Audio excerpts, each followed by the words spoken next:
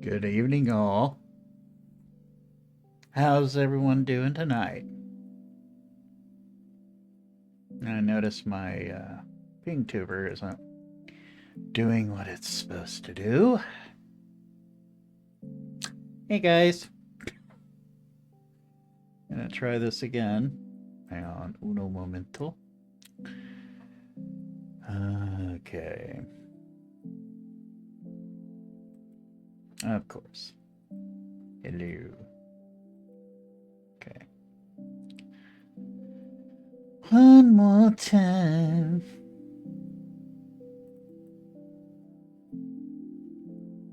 All right. Are we good? Hey, there it is. All right. Just a little technical difficulty there. Because I switched from the... I don't know why it does it. Because I turned off the webcam and the overlay for Papa Ed, you know, the TV. And when I switch back to the avatar, it stops talking or it stops moving. But I think we got it. I'm missing my chat overlay now. Hey there, Bear. How you doing?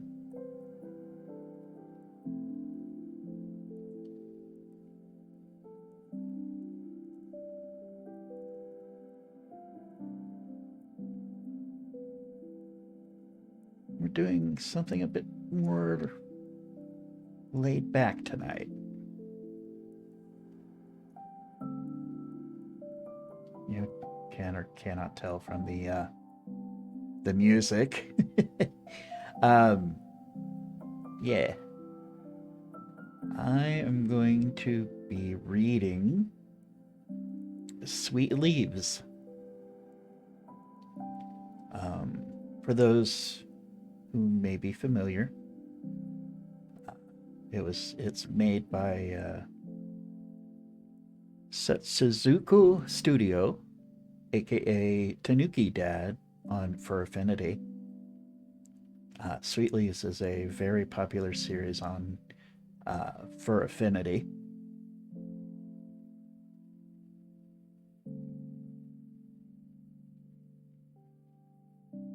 And him and a team, his studio, created a visual novel. So we're gonna be looking into that. I've always been a big fan of his work, and this seemed like a nice little distraction, kind of a slice of life type of thing around the Sweet Leaves universe. For those who are unfamiliar, Sweet Leaves takes place in Minnesota. Two husbands, Colson and Sebastian, and their son, Toby.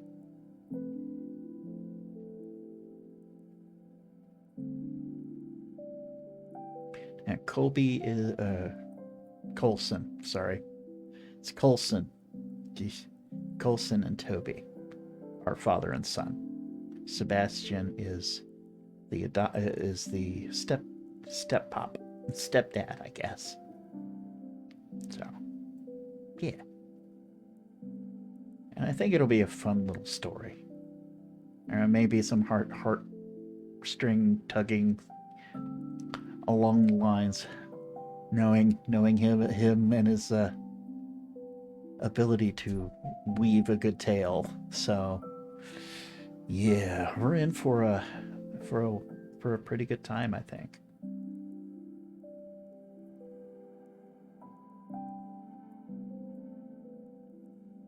And yes, I will be. There's no voice acting in this, so I will be the one doing all the narration, all the voices. So, yeah. Let me get to the main screen here. There we go. The game is the visual novel is available on itch.io, and I left a link in the about down below. So if you want to check out this for yourself, go and show some support.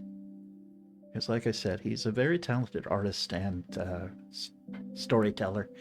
So I think this will probably be a good time. I've seen a lot of his, like he has a couple of other vignettes on his YouTube channel, and you get emotional. Some very emotional moments, heartwarming. Just I think I keep saying it, but I think it's going to be a fun time. Hi, Dan. Yeah, we're going to look into Sweet Leaves, Dan.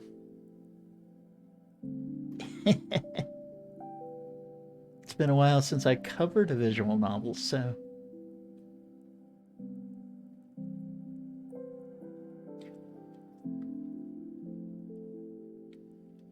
why don't we get into it?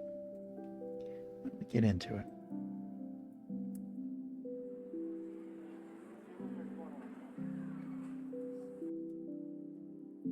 Episode 1. Homecoming, Part 1.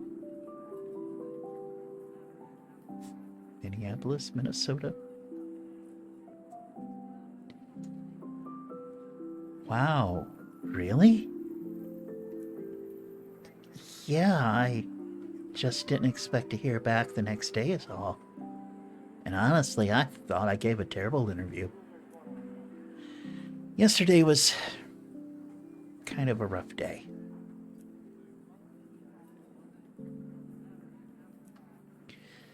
Well, I appreciate that, thanks. But yeah, I accept. I think I can make that work, yeah. I'll let you know if I need a few extra days, but everything is mostly done already except, the house. Oh, you do? Yeah, sure. It's very nice of you to offer.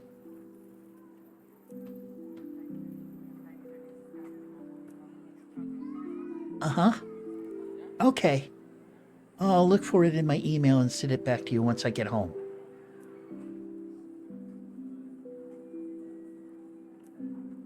Okay. See you then. Thanks again, Mr. Granger. Now warning all rows, all passengers for flight 2145 to San Diego Gate C14. All rows, all passengers. Aloha, Bobby.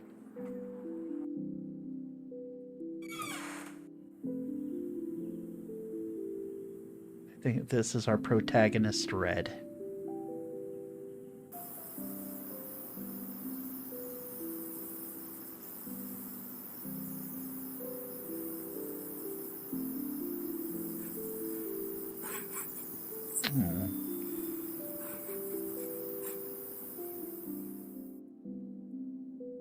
Wonder what his story is.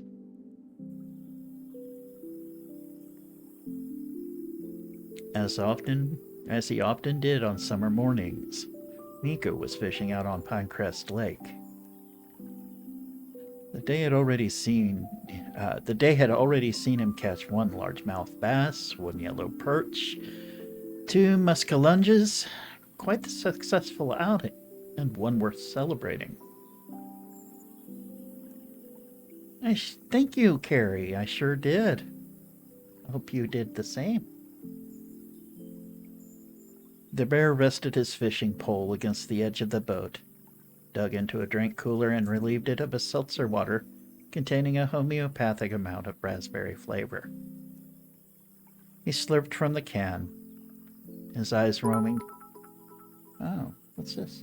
Oh! Thank you, Carrie. Very much appreciated.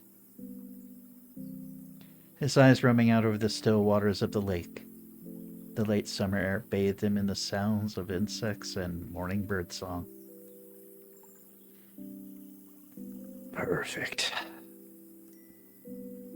Nico's moment of northern Minnesota tranquility was interrupted by a chime from his phone. It was a revealing picture from a close friend, to say the least. Just then, the line on Nico's fishing pole tugged mightily and yoinked the handle upwards. Something had latched onto the hook. Something big. The bear lunged to catch it before it disappeared over the side of the boat, but in doing so, rapidly shifted his weight forward. He caught a brief glimpse of a gargantuan dark shadow under the surface of the water before tipping past the point of no return. Hi, David. Luckily, he was able to keep his phone tightly squeezed in his hand, saving it from the future residents at the bottom of the lake. He held it above the water as he crested the surface, kicking his way back towards the boat. Damn it! The bear angrily tossed his phone aboard before climbing back in, with a fair amount of difficulty. He then set out for the dock, intent on making a beeline for a good toweling off. It was probably time he got going anyway, given that he had plans for a weekly brunch.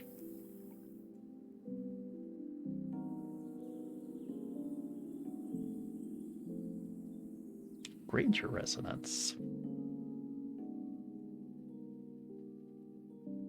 As Red entered the Granger's kitchen, he was immediately inundated with delectable scents of clove, cinnamon, and cardamom wafting through the air. Shafts of late morning sun streamed in through the windows and bathed the room in a warm, comfy glow. Lo-fi chill hop played through the Bluetooth speakers sitting on the kitchen counter. It was a cozy and inviting space, the perfect place for the Grangers' weekly family brunch. A brown-furred and orange-haired tanuki bounded up to his father and the unfamiliar guest in the room. "Toby, this is Red. He's going to be our new guidance counselor at the school, and he'll be staying in the guest house for a few days until his home is ready to move into. Would you like to say hello?" "Hi, Red." "Hi, Toby. Nice to meet you." Do you like racing go-karts, Red?" "Like actual go-karts or in video games?" "In video games. Dad says I'm not old enough to drive a real go-kart yet." "And how old are you?" Toby's tail and ears perked with enthusiasm at the question, because it reminded him of something he was very much looking forward to, and in just a few days, no less. "I'm 5. I get to go to kindergarten this year." "Oh, well, I think your dad is right about you not being old enough to drive a real go-kart yet. They're still pretty fun to drive in video games, though, right?" "Uh-huh. I'm really good at it, too. Whenever me and Dad race, I always win." Red looked up at Coulson, who put his hand behind one ear in embarrassment. "Toby, please don't tell my new coworker that I can't beat a 5-year-old at video games." "Why? You said it was okay to lose and you shouldn't feel bad about it." "I did say that, yes. Please stop using my life lessons against me." An infectious giggle filled the room.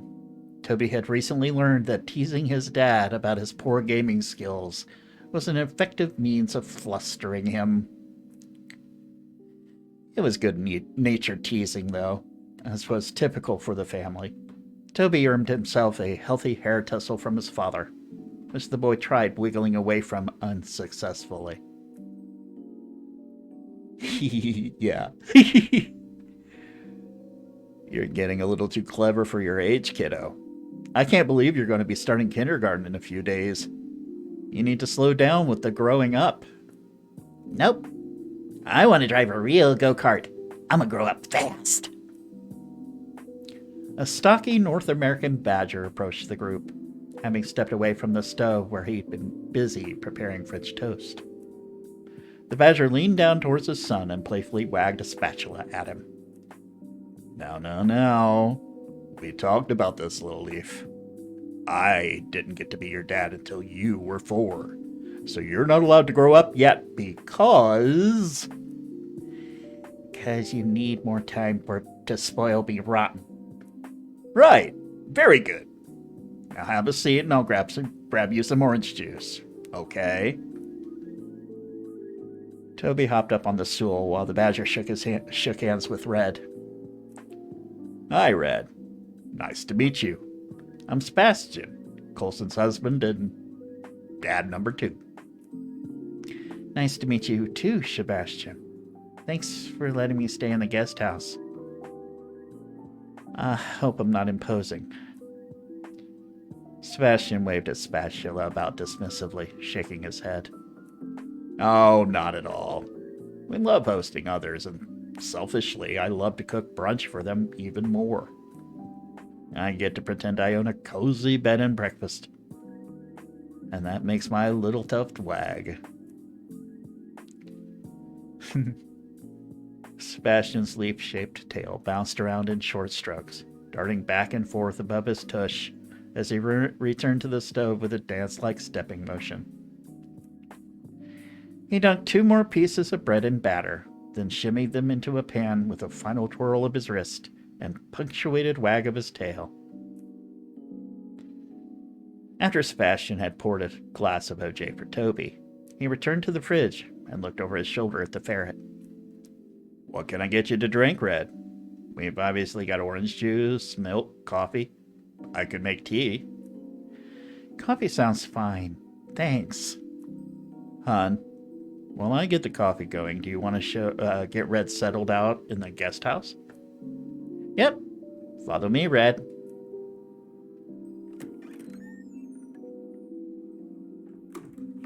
Just moments after they disappeared from view, one of the kitchen windows squeaked open, almost as if someone had been waiting for them to leave. A tall gala cockatoo with a large gray beak and vibrant plumage climbed through the window. One of her talons snagged the edge of the windowsill, making her awkwardly splay and flap her wings in a failed attempt to catch herself. A loud, feathery whomp followed as she crashed to the floor. The haggard-looking bird rose to her feet with a noticeable amount of difficulty and dusted her knees off with her wings before staggering up to Sebastian. Why are we doing brunch today instead of tomorrow? Saturday's supposed to be my sleep-in day. Are you trying to kill me? Joe, sweetie, it's past 11. What were you doing last night such that sleeping in until almost noon wasn't enough? Joe hushed her voice and leaned closer to Sebastian to whisper in his ear. Bad stuff. The Badger's reply came in a similarly hushed tone. Oh, had Peach over again last night, huh? Uh-huh. By the way, if I were you, I'd close that window before Coulson... Whoa. Joe, again? Joe, we gave you a key to our house as a symbol of our love and trust for you. Someday, if you might consider using it on any of the 3 entrances it unlocks, that would be lovely. Maybe next time? For me? For me? Joe craned her neck away from Coulson and his puppy-eyed face. She had seen Toby use the same look, effectively at that, whenever he wanted something. It was clear who he'd learned it from. I'll consider it, but only because I love you. Love you too, Joe. But seriously, one day you're going to get the cops called on us. Someone is going to see your feathery butt climbing in through the window and think you're robbing the place. Nah. They think I'm going to have that. Oh my God. They're going to think damn nice ass. Joe! Coulson jabbed an index finger towards a plastic jug sitting atop the refrigerator, filled with various bills and coins. A handwritten paper note taped to the jug read, Joe's Swear Jar, and in parentheses beneath that, Toby's College Fund. Joe, not afraid to show off bird booty. Yeah, that's pretty much her, yeah. Joe slipped a dollar bill through the slot in the lid. She scrunched the feathers around her beak, protesting the extortion of her natural proclivity for spicy language. Worth it. Toby giggled as Joe tossed him a wink and her signature beaky smile. She then addressed the unfamiliar ferret in the room. Hey there. By the way, I'm Joe, the loud one, in case you couldn't tell. Nice to meet you, Joe. I'm Red. Having straddled the stool next to Toby's, her usual spot during family brunches, Joe offered up a fist bump to the boy, who happily obliged. Looking back at Red, she gestured to the rest of the family assembled in the kitchen. So, how do you know the guys? Honestly, I don't yet. Colson and Sebastian were kind enough to let me stay in their guest unit until the place I rented is ready to move into. Hopefully that's not long after school starts. You local? Where'd you come from? Not exactly local, no. San Diego. Oh, wow. Middle of nowhere Minnesota's quite the contrast from warm and sunny California. Why'd you want to move here, of all places? I'd be interested to know how you came across Pinecrest, too. Especially from all the way out in the West Coast. Doesn't even show up on most maps. There was a prolonged pause before the ferret answered. It was just time for a change. I wanted to make it a big one. So I was looking for jobs on the other side of the country. Though I sort of found Pinecrest by accident.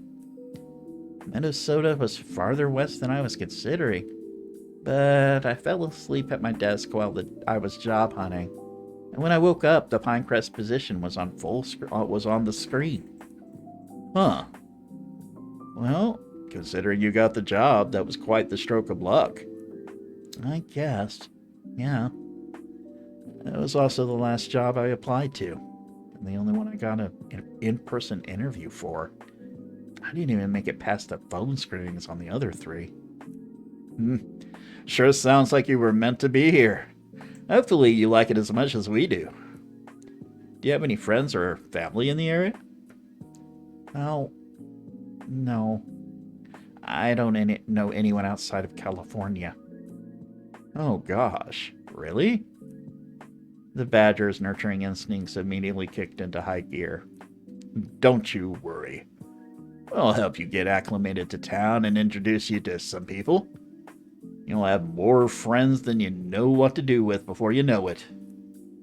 Toby, who had been quietly sipping on his glass of orange juice all the while, suddenly perked up and swiveled on his stool towards the ferret. Oh, I'll be your friend, Red. And didn't you have a friend in,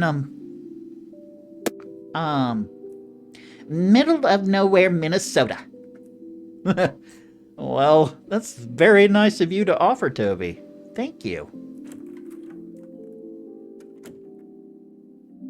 A towering Andean bear lumbered in from the front room, ducking his head between his broad shoulders to avoid hitting the doorframe. Morning. Sorry I'm late. I caught more fish than I was expecting to. As the bear passed by, Joe lifted a wing in front of her beak and waved it about. Oh my god, dude. Gross. You smell like you fell into the lake. Like I said, I caught more fish than I was expecting to. Colson reintroduced the ferret and bear, gesturing a hand between them.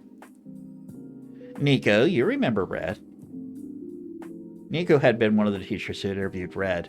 He recalled him from the large scar running the length of his cheek. Not that he ever called attention to it. Oh, right. Hey, congrats on the job. If you need anything at school, band room's right down the hall from the guidance counselor's office. And if you ever need a quiet place to eat lunch, you can join Colson and me there. Faculty lounge is a zoo at lunchtime. You practically gotta yell to have a conversation. Oh, thanks. I'm not a big fan of loud environments, so I may just take you up on that. While Nico greeted Toby with a high 4, Colson pulled out a stool for the ferret. Have a seat, Red. Breakfast is almost ready. Joe, easily the biggest fan of Sebastian's French toast, reached out to excitedly tap her wingtips in front of the ferret the second he sat down. Dude, Red, you're in for a treat. This is like the best French toast there is, period. It's got secret ingredients and everything. You won't need to share the recipe. That's how you know it's good. While Sebastian placed the last piece of battered toast in the skillet, Colson poured Nico a cup of joe, with a tablespoon of honey and a splash of cream, before sliding the mug across the island to him. Red, sugar, honey, cream? Oh, nothing for me, thanks. I'll just take it black. You're one of those straight up black coffee dudes. Hard cold, man. Stuff tastes like bitter dirt water. I don't understand how you can drink it like that. I guess I don't have much of a sweet tooth. Oh boy. Sebastian scoffed as he stacked slices of French toast onto a set of plates at the far side of the stove. Oh, we'll see about that, mister. Challenge accepted. Oh. You're in trouble now, Red. You just threw down the biggest gauntlet there is to a baker. A couple of straight up bitter dirt water was pushed in front of Red before Coulson poured himself one, with the addition of creamer, like Nico, but far more of it. The blonde Tanuki then sat at the table, arranging napkins and silverware in front of everyone. Toby got several extra napkins. Anytime syrup was involved, they were usually necessary. Everyone was given a plate stacked with 3 thick slices of Sebastian's specialty toast. The Badger then dangled a bottle of maple syrup above Toby's plate. He gave his son a more serious look as he bounced the bottle's handle on the tip of his claw. Can I trust you to use a normal amount this time, little leaf? Toby's eyes darted from the syrup bottle to his dad and back again, until the tips of his canines poked out from his upper lip.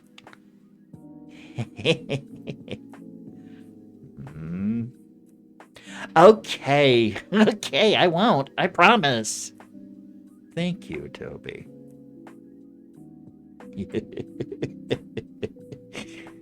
Mere moments after Sebastian relinquished the bottle of syrup to Toby and turned his back on him, the boy already had the cap off. Oh no. His unscrewing of it might have been described as mildly violent. It was syrup time. Now. The boy tipped the bottle towards his plate, rolling his tongue across his upper lip in anticipation.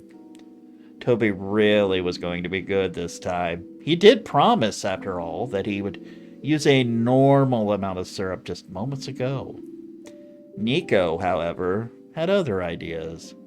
With a Cheshire grin on his face, the bear placed an index finger underneath the corner of the bottle and sharply tilted it upwards. A prodigious amount of dark brown syrup was dumped atop the ambrosial pile of sweet toast in front of the boy. It rolled down the sides of the stacked slices, pulled at the base, and then rose like a moat protecting a decadent castle. Wow. Wow. Sebastian returned with glasses just in time to catch the bear finishing the heavy pour, having nearly emptied half the bottle over the stack of toast. The Badger shot the bear a look of pure exasperation on his face. My hand slipped? Sebastian set down one of the glasses he was holding, uses his free hand to massage his now aching head. Well, at least it didn't overflow the plate this time.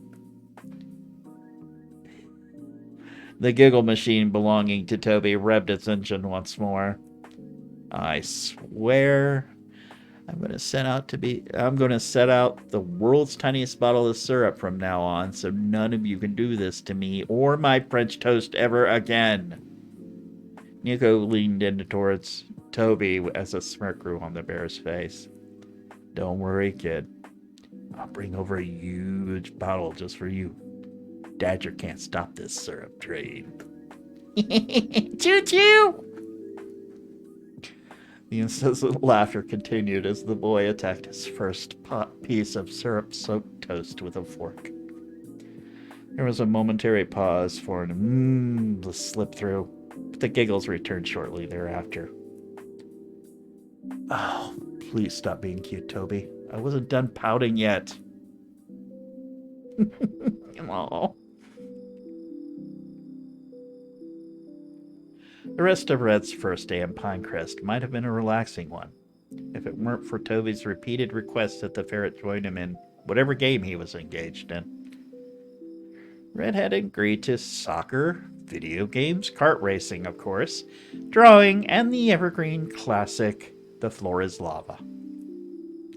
It was nearly time for dinner when Toby finally gave Red a break, thanks to Sebastian noting that he had been on a red-eye flight and was probably tired. The ferret had been napping on the Granger's couch when he was called to dinner, and served stuffed bell peppers. Ooh.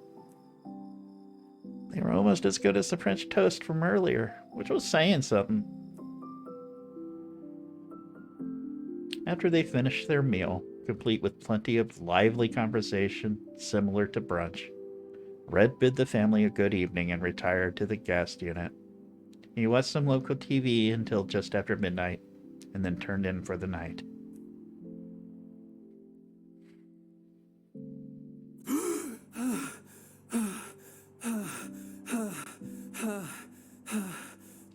Ooh.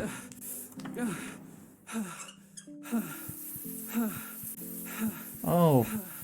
Oh no. Oh no. What's going on, Red?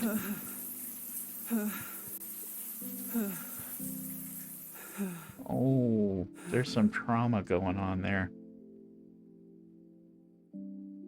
That was a full-on panic attack. Wow. After 5 minutes, the shower's hot water was lukewarm. Taking one last deep breath, Red rose to his feet, turned off the water, and stepped out. The ferret dried himself off while continuing his breathing exercises before returning to bed for another attempt at sleep. Something set him off. Just something about Red's past and why he left. Unfortunately, further sleep eluded him. Fine. Red rolled out of bed and went to get dressed in front of the mirror in the bathroom. His gaze lingered on the scar across his cheek. A flash of pink in his otherwise cream-colored fur and the triangular wedge missing from his left ear. Oh, yeah.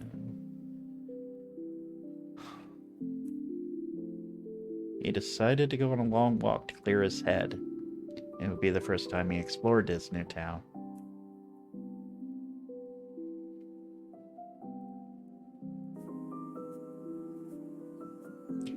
Red ended up walking quite the distance that morning, seeing a number of town notable landmarks along the way, in which there weren't many.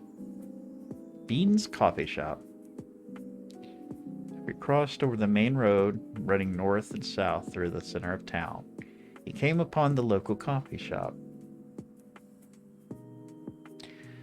Named Bean's Coffee, it had an appropriately matching logo, a paw with the toe pads swapped out for coffee beans. Cute. The lights were on, but the shop appeared to be closed. There will be no caffeine for the weary.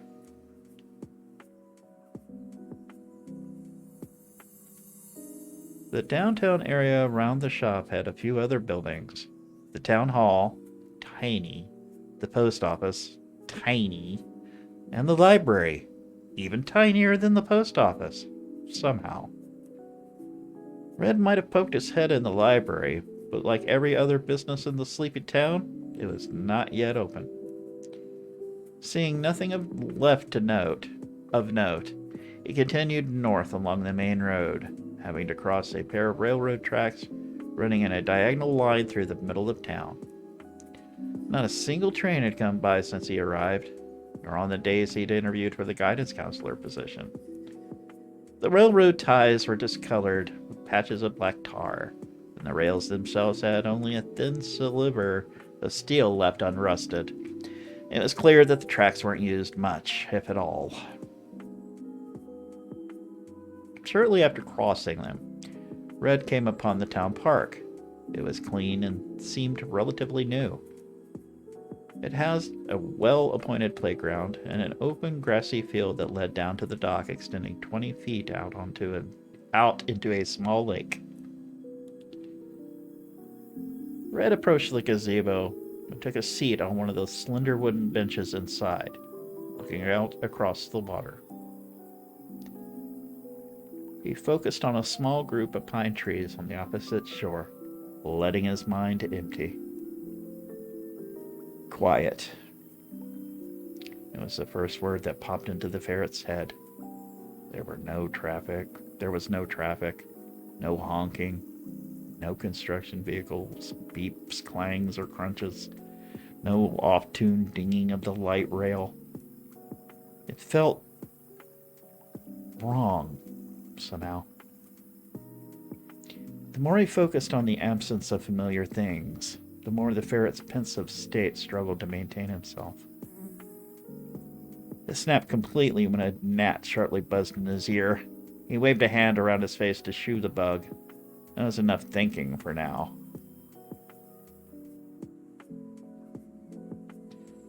Red returned to the main road and continued north until he came upon the Pinecrest School grounds, which was easily the largest place in town he'd come across. The campus consisted of 3 buildings, one for the elementary school, a smaller one in the middle for offices, and the largest one, the high school. Both schools had their own gymnasiums, but the high school housed the pool, track, and football fields. The ferret took note of the silver lettering affixed to the brick facade, reading Pinecrest Dragons. Dragons. Better mascot than my last school, at least.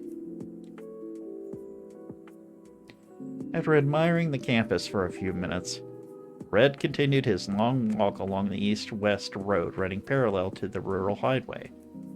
Towards the end of his stroll, after he turned south, Red was surprised to spy a golf course just on the other side of the tree line. A golf course? A golf course? Such a small town? Wasn't exactly going to win any awards. Looked as though someone had hastily mowed strips of shorter grass through a field of weeds. There was barely any difference between the fairways and the rough on either side. 2 older women were teeing off on a hole parallel to the road. The taller of the pair gave a wave and a friendly smile to the ferret as he walked by. The other shanked her ball into the tree line, followed up by a slew of F-bombs and then laughter. After passing the course, Red came to the same road he began his walk on. Just a few minutes later, he was back at the Granger's residence. What's wrong, David?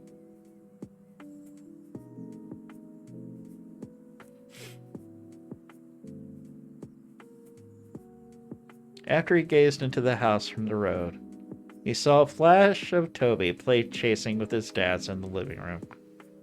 Oh, yeah. With his hands in his pockets, the ferret's gaze fell to the driveway as he returned to the guest unit, chin lowered the entire way.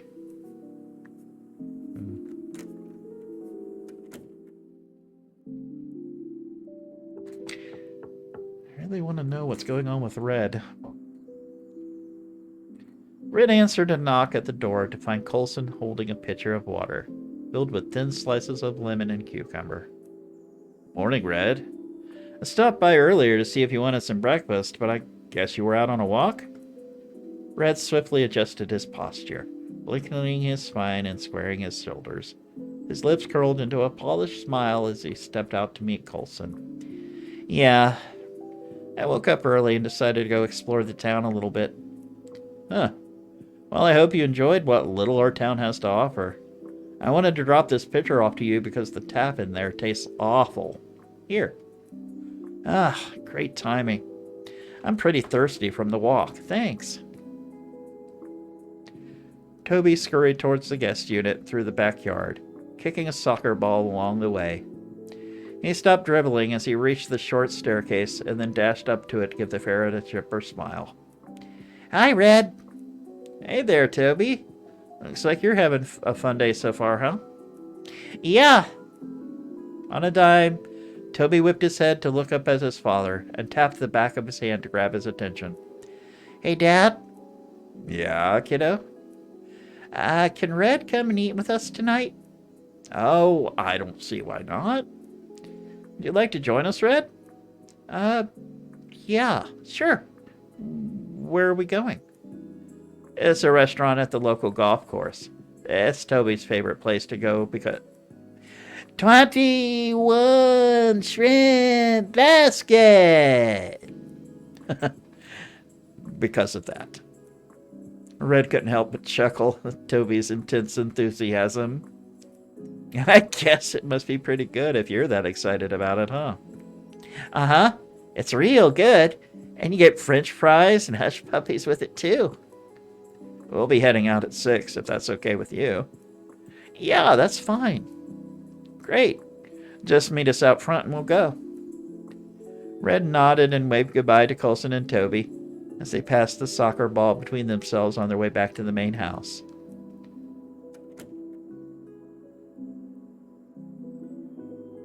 Once inside, Red drank a heavy glass of water before sitting at the foot of the bed. He turned on the wall-mounted TV across from it and was greeted with the local news delivering a 10-day weather forecast. The high temperature reached 70 degrees Fahrenheit for the 2 of the days, and every other day was in the 60s. The thing that caught Red's eye, though, were the low temperatures. They were in the mid to low 40s every single day. Even in the dead of winter, San Diego's lows were still warmer than that. Oh my God. It's September. What have I done? Before being further horrified, Red surfed more local channels and discovered that fishing, hiking, and canoeing seemed to be the popular activities in the area. They were on nearly every program. The ferret burned several hours between watching TV and napping, and it was nearing 6 o'clock before he knew it. After quickly showering and getting dressed, Red exited the guest house to find the Grangers already waiting next to the minivan in the driveway. Red double-checked the time on his phone, 5:56 p.m. Jeez, you guys made me think I was late. You're early yourself. We're just overly punctual. Front seat's all yours, Red. I'll sit in the back with Toby. Red began to fidget as Sebastian slid the rear door of the van open and started to climb in. Do you mind if I just sit behind the driver's seat, please? Sebastian blinked and leaned back out of the van. Sure, if you like. Sorry, I can get carsick pretty fast in other seats. No problem, have at it. After Red climbed in, Toby followed, sitting in his visitor seat. When Sebastian attempted to buckle him in, however, the boy put his hand on top of his father's to stop him. Can I do it, Dad? All right, but I need to hear it click before we can go, okay? After Toby buckled himself in, Sebastian gave the strap a firm tug to ensure the belt was secure, which it was. I guess we can let you buckle yourself in from now on, kiddo, huh? Uh-huh. Told you I could do it. Sebastian slid the rear door closed and hopped into the front seat. Toby practically vibrated with excitement, a toothy grin on his face. As the van began pulling out of the driveway, the boy swung his legs and hummed an upbeat tune of his own making. The 21 shrimp basket awaited. The short drive from the Granger's house to the Divots took them through a small subdivision adjacent to the golf course. The subdivision's entrance served as an abrupt demarcation line between modest houses and the more lavish golf courses, of course adjacent style homes. Seafood for the win? Yes! The whole neighborhood felt out of place in comparison to the rest of the town, as if someone had airlifted in a wealthy neighborhood from another area. Just before the golf course, the paved road turned into gravel littered with potholes, most of which were unavoidable. It made the van bounce and toss as the group approached the parking lot in front of the old nondescript two-story building. Due to it being the night of the weekly golf league, the lot was fairly full that evening. It was the first place Red had seen in town that seemed well occupied. Luckily, the group had arrived early enough to miss the golfers who were not there yet, finished with their rounds. In an hour, the restaurant would be packed to the gills, but for now, it was mostly empty. After parking, they entered through the white door on the first floor. It was so heavily coated in alabaster dust from base to knob that it gave the door a color gradient. Inside, bare-threaded green carpet littered with golf shoe pockmarks led to the locker rooms on the left and right, and a wooden staircase to the second floor. It smelled musty, like a bowling alley mixed with the faint scent of old pine, which seemed to be what most of the building was constructed out of.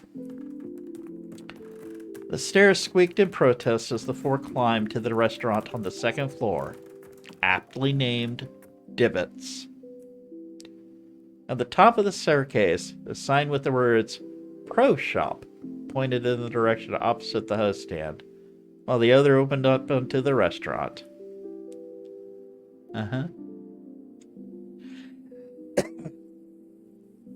It took only a few moments for the proprietor of the establishment to approach the group, his hooves making the wood flooring beneath the carpet squeak as loudly as the stairs had. Toby's eyes lit up as the older colossal elk bent down at the waist and held up his palm. The boy's comparatively miniature paw smacked it into a high four. Sorry. Hey there, Toby. Hi, Buck. Hi, Buck. A menu wasn't necessary for Toby, since he always got the same thing. So the elk pulled only 3 menus from behind the bar. Got a fourth tonight, huh? Buck, this is Red. He's going to be the new guidance counselor at school. After an exchange of greetings between the ferret and the elk, Buck gestured into the restaurant with an open palm. The elk led the group to the booth overlooking a small, oval-shaped green just outside. Toby scooted into the booth first, right up against the window, his favorite seat. The boy patted the spot bench next to him while looking up at the ferret eagerly. You can sit next to me, Red. After the group had taken their seats, Buck confirmed that the family's usual drink order, which he knew by heart. Iced tea, gentlemen? Colson and Sebastian nodded. Apple juice, Toby? Yes, please. Red? Oh, water's fine. Thanks. Buck returned to the bar before his sudden loud thunk outside the window startled Red, making him jump in his seat. Ah! What the heck was that? Everyone else's reaction was muted, however. No one else seemed to pay the sound any mind. A hearty laugh rang out from the elk behind the bar as he prepared the table's drinks. You might hear that a few times while you're here. They changed hole 9 into a 65-yard par 3, so a ton of balls go sailing past the green and right into the side of the clubhouse. Golfers here aren't exactly PGA Tour pros.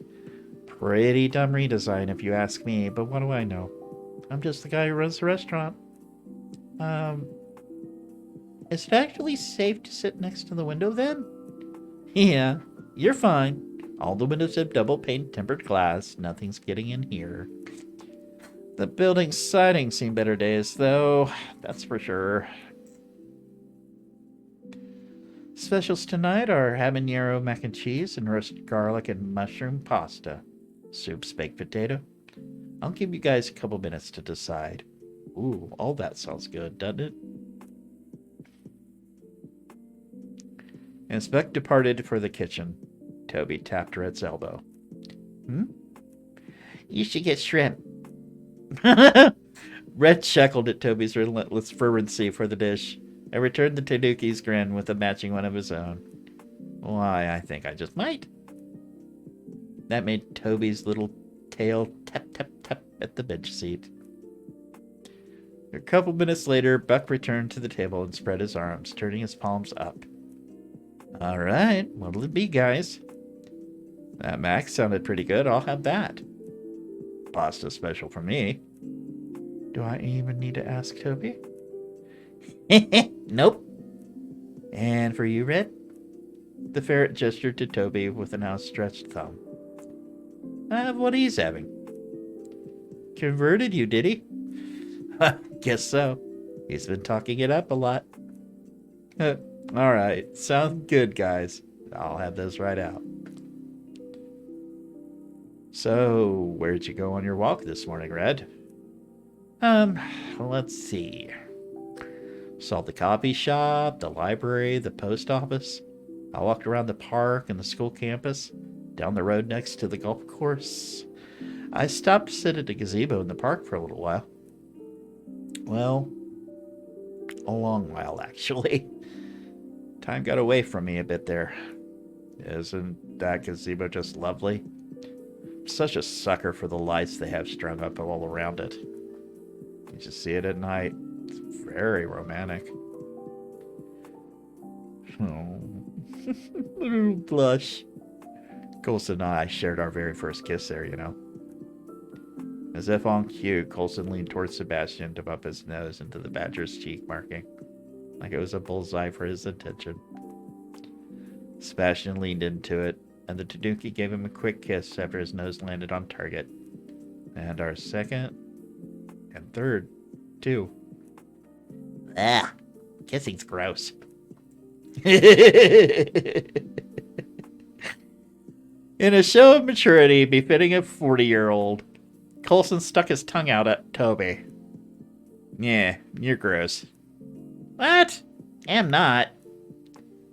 Sebastian followed with his own equally mature remark, a devastating counterpoint to Toby's firm assertion that he was not, in fact, gross. R2. Hey! Toby whipped his head to look up at the ferret seated next to him, his tail slapping against the seat in sharp, percussive manner. Am I gross, Red?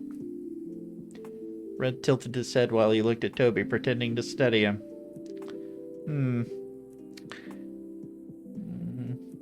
Yes. Ah!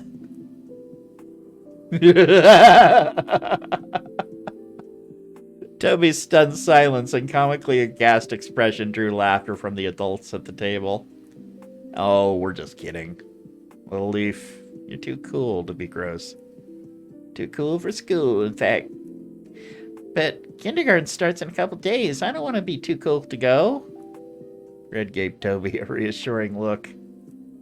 Don't worry. You're still going to school. Your dads are just saying that you're a neat kid, which you are. Oh, whew.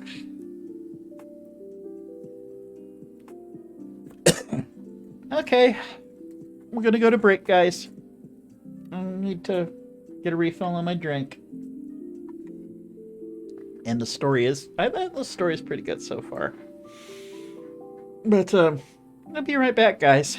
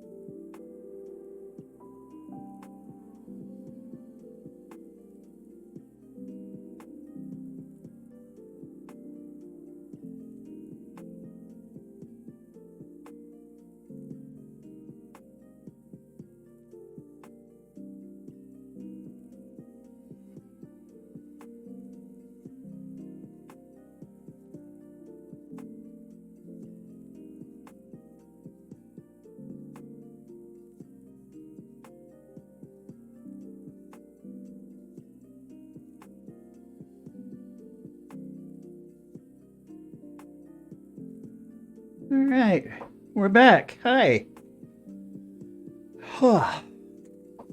That reminds me, I should save, yeah? Save. There we go. Don't want to forget. Hi. Welcome back, silly burr. Hello, silly bun. Hope everybody's enjoying the story so far. What do you think the deal is with Red?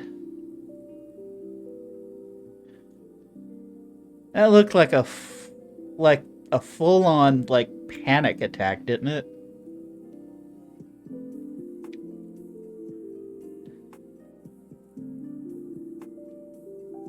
And the reason he moved is unclear, aside from looking for a new job and a change of scenery. You know? That makes you wonder.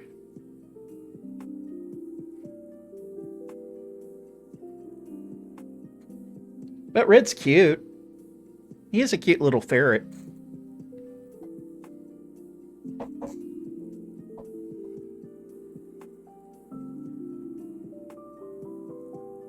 Ferret is cute. Yes. Oh, onwards. Spicy trauma. Could be, yeah. Do you have a subject you're looking forward to most, Toby? The character designs are very good. I'll admit that. Yeah, Tanuki Dad is on for Affinity. And he's got some... I posted a couple things on Discord featuring his work, so... I've been a big fan of his for a while.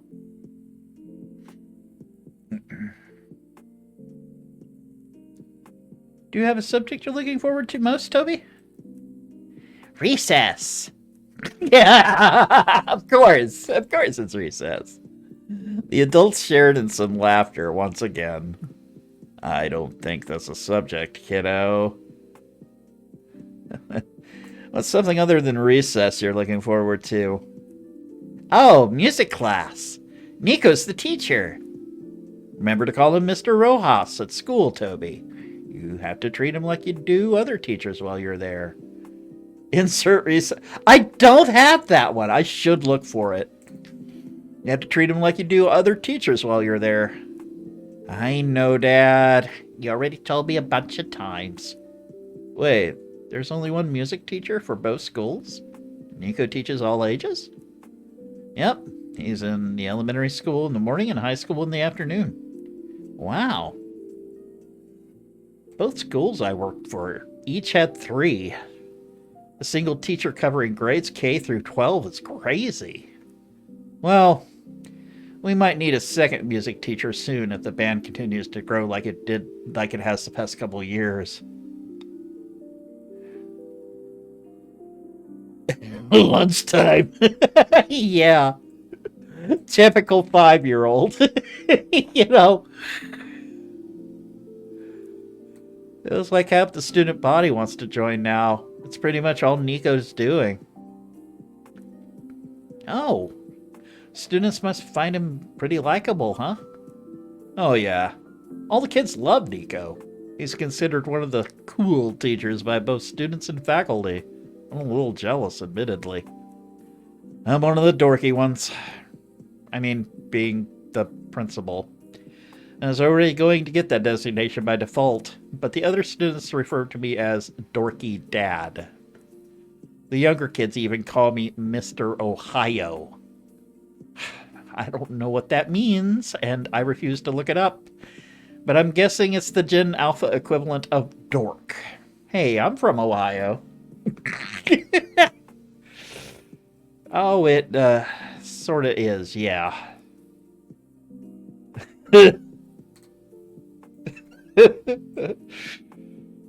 Coulson let out a defeated sigh. The truth hurts. Sebastian bumped aside. Ed is Mr. Ohio.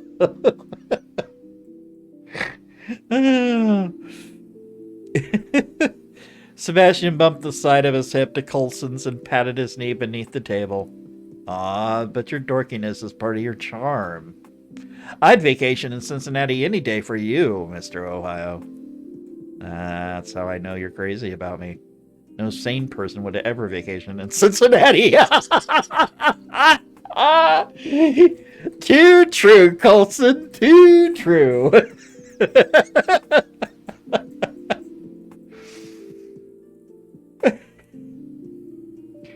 Sebastian winked at his husband as he sipped his iced tea. The badger leaned back in his booth, gesturing to the ferret with his free hand. Enough about us, though. We'd love to know about you, Red. Ed is Mr. Cincinnati, Ohio. No. No. No. Did you grow up in San Diego? Yeah, lived there all my life. Same house, too. Oh, yeah? What's your favorite thing about that house? Red's brows lowered in thought. There were so many things. How could he pick just one? After a nearly uncomfortable amount of silent reflection, he answered. Maybe our backyard and patio. Our yard itself wasn't very big, but it was nice. Palm trees, tiki torches, flamingo lawn ornaments, you know, Californian. Red wasn't content with a surface-level answer, though. He combed through specific details of his childhood home. In his memories, as if flipping through an old photo album. There was an old dartboard hanging on the outside wall. Wow. That's what that was. Yeah. We played darts for hours and hours. My dad would do all sorts of stuff to screw up my turn. He was always trying those stupid trick throws that he'd miss by a mile every time. The wall looked like it had target practice for a tiny chain gun. Oh, and we had a Miss Pac-Man arcade cabinet in one corner. You know, how you can flip a little switch in an old arcade machine and it'll act like you put in a quarter? No switches for us. Mom insisted we used actual quarters. She swore up and down that the ghosts were more aggressive if you cheated out with a free play. We had a red solo cup full of them next to the cabinet. Whenever you wanted to challenge someone else, you'd pick up the cup and shake it, like a dinner bell for dots and ghosts. We also had this binder full of Miss Pac-Man special moves, which I still think my mom made up, despite her saying they were from some underground manual. They were silly and fun, like a fruit salad. You eat the 3 ghosts in a row, then get the fruit, then eat the last ghost before the first one makes it back to the middle box. You usually say stupid stuff like, geez, no reason for that kind of play, calm down, whenever it had happened. After I was old enough to drink, my dad bought us this hot pink mini fridge with black lights inside it and stocked it with only Zima. The malt beverage from the 90s? They still make that? Sure do. Huh. Why only Zima, though? I don't know. He never explained why. I will say, though, Zima gets a bad rap. It's actually pretty good. Gosh. Such an incredible place to hang out. I miss it a lot. I don't think I've ever heard a more detailed answer to that question before. I love that you remember all the little details. That's what makes this place special. Yeah. Sebastian turned towards his son to prompt him. Toby, would you like to ask Red something about himself? Oh! How'd you get your cool scar? Oh. Save for his eyes drifting towards his lap, the ferret didn't respond. Coulson quickly leaned across the table. Head bowed and ears flattened, his voice hushed and apologetic. Sorry, Red. You don't have to answer that if you don't want to. No, it's okay. Red folded his hands in his lap and turned his head towards Toby. I was in a really bad car accident.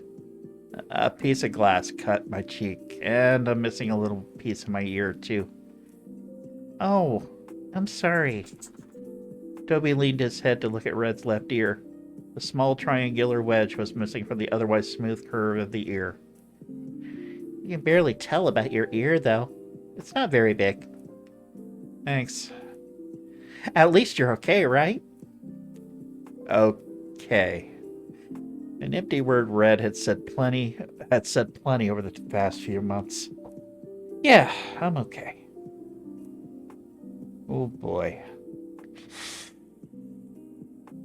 Oh boy. That car accident. Family home. I think I'm starting to get the picture here. Yeah. The awkward lull in conversation that followed was thankfully interrupted by Buck, who approached the table with the group's dinner. All right, here we go, gents. The portion sizes on everyone's plates could be described in nearly every corner of the world as excessive.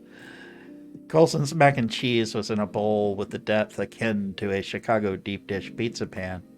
Sebastian's pasta was piled several inches high on his plate, resembling a pyramid in shape. The shrimp basket in front of Red and Toby had a side of fries that looked like an entire frozen bag's worth. Hush Puppy sat atop them, nearly as big as one of Toby's fists. Oh my god, I gotta find this place.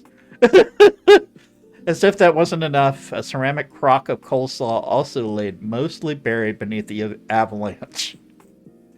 One might never know it was there if it wasn't for the flash of white and purple cabbage amidst the sea of golden brown fried food. Enjoy, gentlemen. Buck trotted off to the bar, leaving the four to their meals. Toby began his usual ritual before digging in. 1, 2, 3. He needed to ensure there were, in fact, 21 shrimp in the basket. The adults at the table listened to Toby count upwards, watching him hover a claw over each crispy butterflied shrimp as he went. 20, 21. Hey, 22! Toby's face lit up as if it were Christmas morning, and Santa had left him an additional piece of shrimp beneath a tree, tied in a bow made of French fries. They gave me an extra one! Did they give you an extra one too, Red? I'm not sure. I haven't checked. I was watching you count yours. Oh, let me help. Toby leaned forward in his seat and hovered his hand over Red's basket, pointing a claw at each piece of shrimp as he began to count again. 1, 2. He made it all the way through the shrimp in Red's basket before stopping at 20. The little Tanuki looked confused for a moment. He knew he had counted every piece. Hey, you only get 20. That's not fair. Once he realized the kitchen's abhorrent mathematical error, Toby plucked one of the shrimp from his own basket by its tail and dropped it in Red's. Now you get 21 like you're supposed to have. Aww. Red chuffed at Toby's display of charity. Well, that was very thoughtful of you, Toby. Thank you. Colson and Sebastian beamed across the table, proud of their son's generous act, however shrimpy. I may end up giving it back to you, though. I don't see how I'll be able to eat all of this. And I didn't even have lunch. Sebastian laughed while spooning up a fork stabbed with into the mountain of pasta on his plate. Welcome to the upper Midwest, where the portion size is too small if you can finish it. I'm guessing San Diego portions are a little more reasonable. Most places, yeah, for sure. And this was how much again? $13? Pretty good deal, yeah? Insane. This would be like $30 minimum back home. Hopefully you'll find the food here to be okay. So we don't exactly have a wide variety of options in town. Toby had already begun eating with both hands, combining bites of shrimp from his left hand with nibbles of French fries in his right. But yeah, we gotta find this place, guys. A bite of hush puppy was the only missing ingredient to achieve maximum deliciousness, rectified by the boy an instant later. It left him with wide eyes and a mouth so full of food that it bulged his cheeks outward. Red couldn't help but laugh. Swallow your food before you have more bites, kiddo. You aren't a squirrel. Toby snickered in response as he munched away at the heavenly combination of flavors in front of him. As the dads began to dig into their own meals, Red opted to copy Toby, sampling the shrimp, hush puppy, and fries in consecutive order. The little tanuki was right. It was artery-cloggingly delicious. Toby beamed up at Red while chomping up another couple of fries. It's good, isn't it? The tanuki shrimp eating grin was infectious. It is. Good recommendation, Toby. The rest of the meal illustrated more of the typical banter the Granger family engaged in. There was frequent laughter and teasing of one another, but always in a good-natured way. The cure for trauma, food. They seemed to love simply by being in one another's company.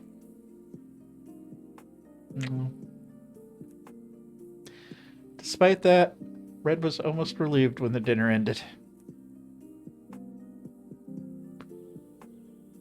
As he rode back with the family, toting a large styrofoam box containing more than half his meal, the ferret stared out the window in deep thought. Tomorrow was the first day of school, a day that needed to be approached wide awake and well rested. But that wasn't the real reason Red quickly said his goodnights and retired to the guest unit after they parked in the driveway. He just wanted to be alone.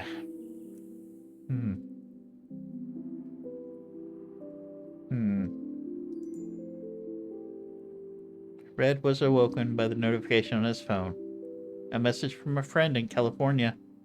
They clearly hadn't considered the time difference between Pinecrest and San Diego. We miss you. Oh. But Minnesota's treating you well.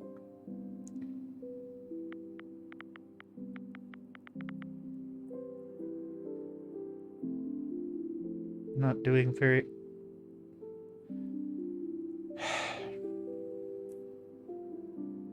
Ed put his phone on the night table without hitting send. As he rolled onto his side, another notification ran out above the droning whir of the fan. But the message would remain unread. Wow. Oh. Poor Red.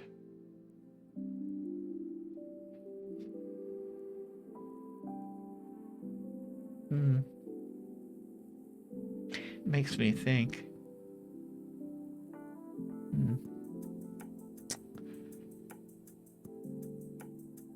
Huh. Looks like more than an accident. Yeah, something else happened. Yeah.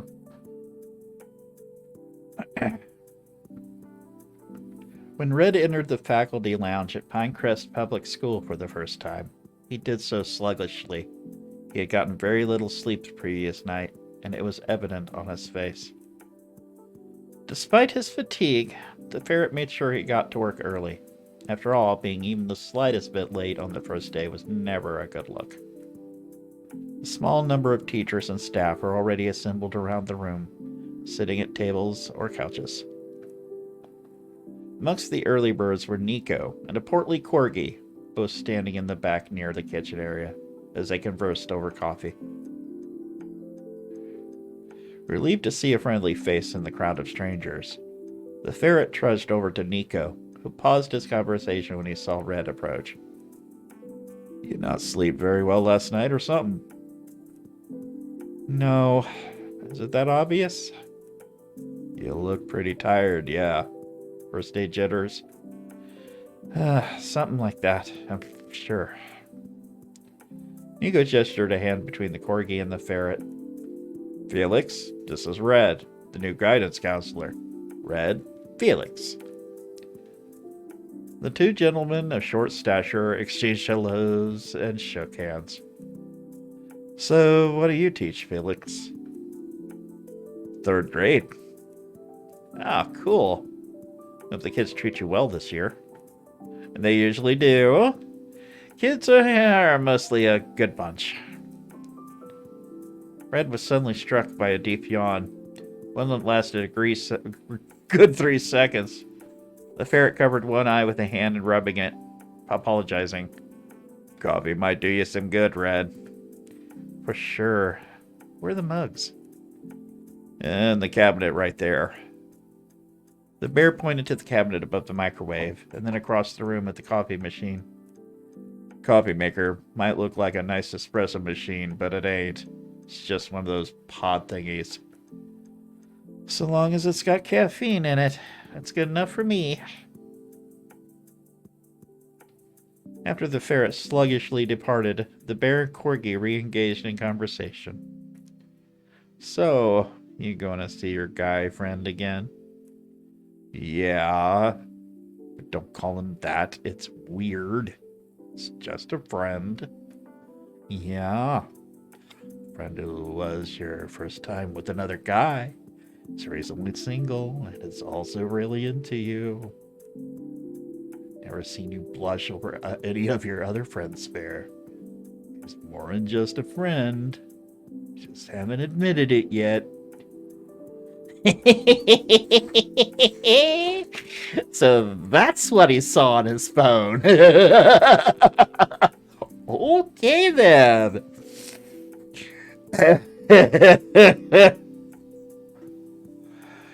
The embarrassment radiating off the bear was palpable as Nico rubbed a hand at the back of his neck and turned away.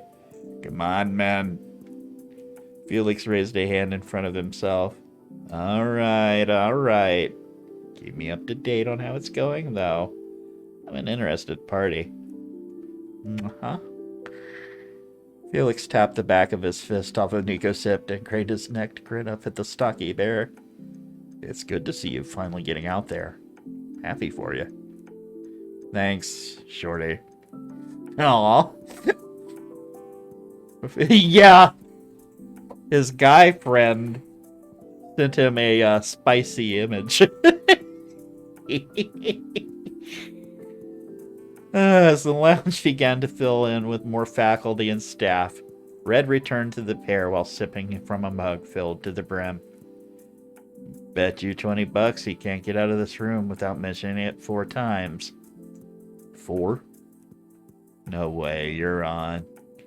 4 what? Felix finished a sip of his coffee before he turned his head towards the Red. We won a state award for being the most improved public school district a few years ago. He won't stop talking about it or his award-winning staff in his start-of-the-year speeches. He mentioned it 3 times last year. I'm banking on it being 4 this year. He's gotta move on at some point. Hey, he's gotta impress the new guy and make him feel like he's joining the Avengers or something. I figure that's worth 2 mentions alone right there, bare minimum. Guess we'll see, huh? Guess we will. Maybe we'll even be treated to another one of Coulson's corny metaphors at the end, too. So you can get the full experience, Red. Wouldn't want you to miss out. Calling it a full experience makes me think it's a real threat. Oh yeah? Big threat. Oh, big treat. What was the one thing he said last year, Bear? Felix tilted his head towards Nico, while he swirled the coffee in his nearly empty mug. Something about us all being a forest? How as teachers we're all working together to create a self-sustaining ecosystem of learning, I think. Didn't he say it in a David Attenborough voice, too? He tried to. The secondhand embarrassment from that was brutal.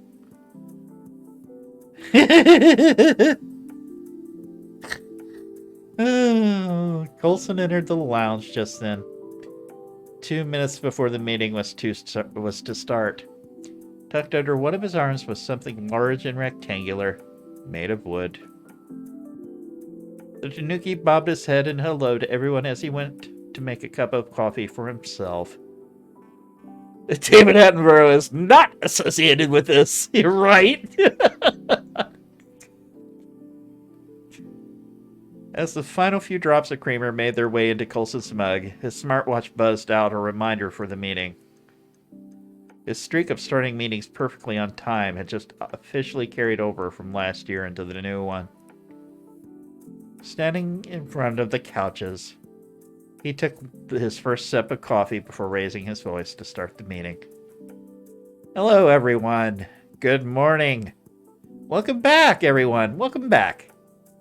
A hush fell over the room as the staff buckled in for what was sure to be a rousing speech. Now, I know it's everyone's favorite day of the year, and you're all thrilled to be back from summer vacation, but I can at least start us off with a nice surprise. The principal pulled the item tucked against his side and held it up in front of him. After 2 years of bugging the state, I'm proud to report to this award-winning staff that we will have physical acknowledgement of our most improved award. I know it's a few years late, but better late than never, right? Felix stuck his thumb and first finger, a smirk gradually spreading across his lips like melting butter. Nico leaned down to whisper to the dog, "That's bullshit. Those were in the same sentence. That does not count as two." The hell it doesn't. You want special stipulations for a bet? You gotta state them up front, bud. Oh gosh. Coulson beamed with pride as he made sure everyone was able to get a quick look at the plaque, turning it from one corner of the room to the other. Just below the state seal of Minnesota, which filled 2/3 of the plaque, a gold plate affixed to the wood bore an inscription, Most Improved Award, Pinecrest School District 2021. I'll make sure to get it hung in here in the lounge so you can all be reminded of your talent and dedication on the daily. I'm sure we could all use some more positive affirmation. Coulson gingerly set the award down on the table in front of the couches, and then lifted an index finger and waggled it in the air. I have another piece of good news to share. I got word from the superintendent's office that there will be no budget cuts this year. 0. Hooray! This drew some applause from the staff. Hearing they won't have to stretch on an already strained budget was cause for celebration, perhaps more so than a plaque for an old award. Next, I want to introduce to our new guidance counselor, Mr. Red Ellisworth. Coulson gestured to where the ferret stood in the back of the room. He's joining us all the way out in sunny California, trading palm trees for pines and t-shirts for sweaters. Red, if you say hello, please. Oh, dear. The way the entire room's eyes turned on him made Red feel as though they were on stage, and a spotlight had kicked on overhead. He sheepishly raised his hand and turtled into his shirt. Oh, hi everyone. The staff gave Red various forms of brief acknowledgement. Please do say hello to him if you're not already met. Just don't challenge him to a game of Miss Pac-Man.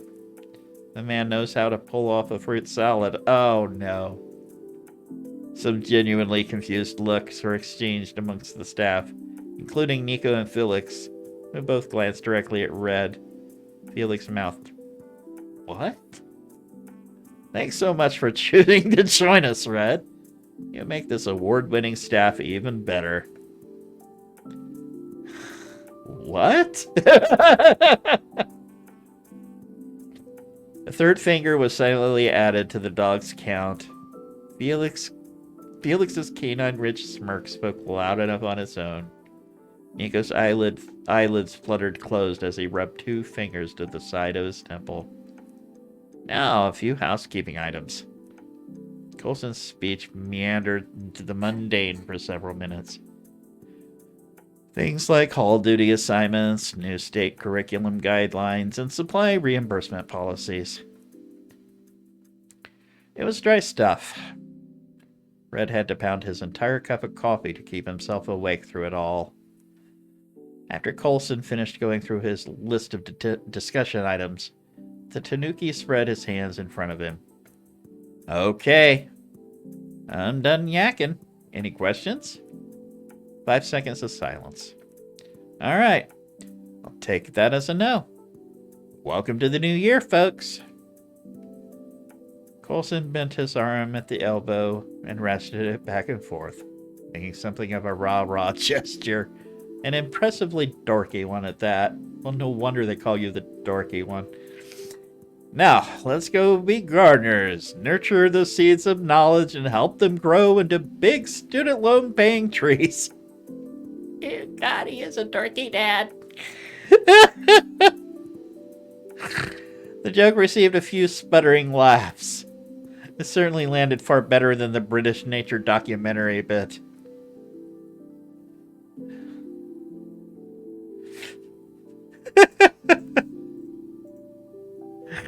Oh, Coulson, you big lovable dork. After the rest of the staff filed out of the room, Coulson approached Red and gave him a welcoming smile while gesturing towards the exit. Want to follow me to your new office? Yeah, sure.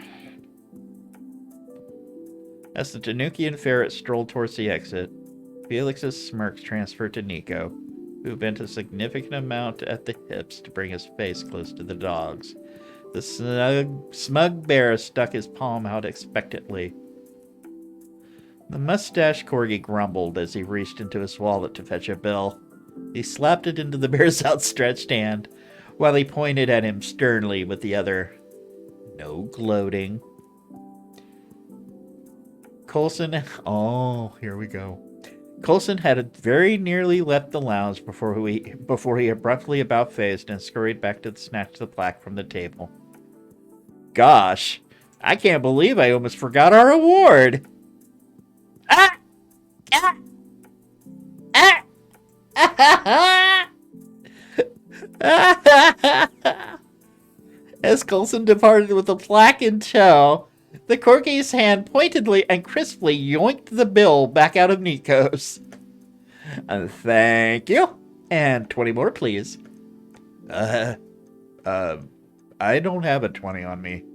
I need to hit an ATM first. Better pay up. I know where you work.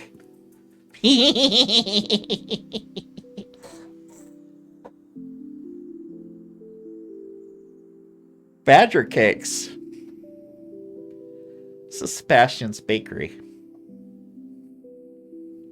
Yeah, it had been a busy day at Badger Cakes, Sebastian's bakery, called it.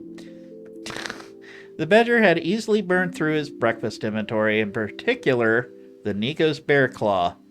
The standard bear claw, but with ample amounts of additional honey, had gone fast. The afternoon, however, had gone much slower, which gave Sebastian time to do some of the administrative work that he had piled up on him. He'd only gotten through a small amount of it before the shop's bell rang out crisply. Sebastian rose from his chair and returned to the front of the store. As he rounded the corner, however, his movement crawled to a stop. Hey, Seb. What are you doing here? Sebastian took note of the shape of Emma's swollen belly. She patted with her palm in acknowledgement. You're pregnant? Yes, obviously. But we can talk about that later. I'm actually here for something else. Sebastian silently gazed at Emma's stomach for several moments, till his eyes flickered like someone remembered they left the oven on at home. And you couldn't have just texted me? And just like that, the distant, disagreeable undertone between the siblings that had been in place for years was back in place. Why? So you can ignore it like you have all my other texts? I'm lucky to get a single word out of you in a month. I'm tired of you ghosting me. I think I have pretty good reason for not wanting to talk to you, Em. I was already at one of the lowest points in my life after Craig divorced me.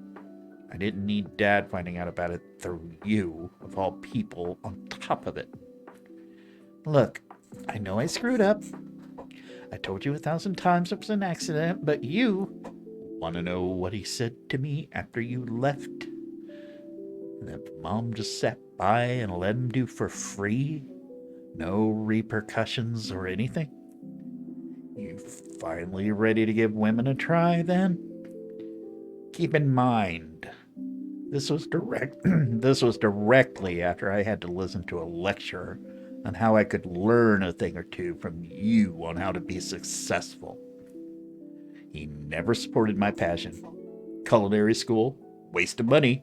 Go pay for it yourself. Film school, investment of the century. Here's a free ride. Nothing wrong with a female cinematographer, but a male baker? Too gay. Can't have that now. I know. It's never been fair that he... Just... save it. Why are you here? Fine. Emma sighed and reached into her purse to pull out an envelope, which she placed on the counter and pushed towards Sebastian. Here, I'm here to give you this. And what is that? It's for you. It's about Gram. Sebastian plucked the bulging envelope from the counter and slid it open with a claw. Even 25 years after her passing, the mere mention of his grandmother spurred a sense of urgency. He pulled out several pieces of paper, and his brows lifted as he read the letterhead, which belonged to a lawyer's office. Below their logo, the text read, Living Trust of Bethel D. DeSargents.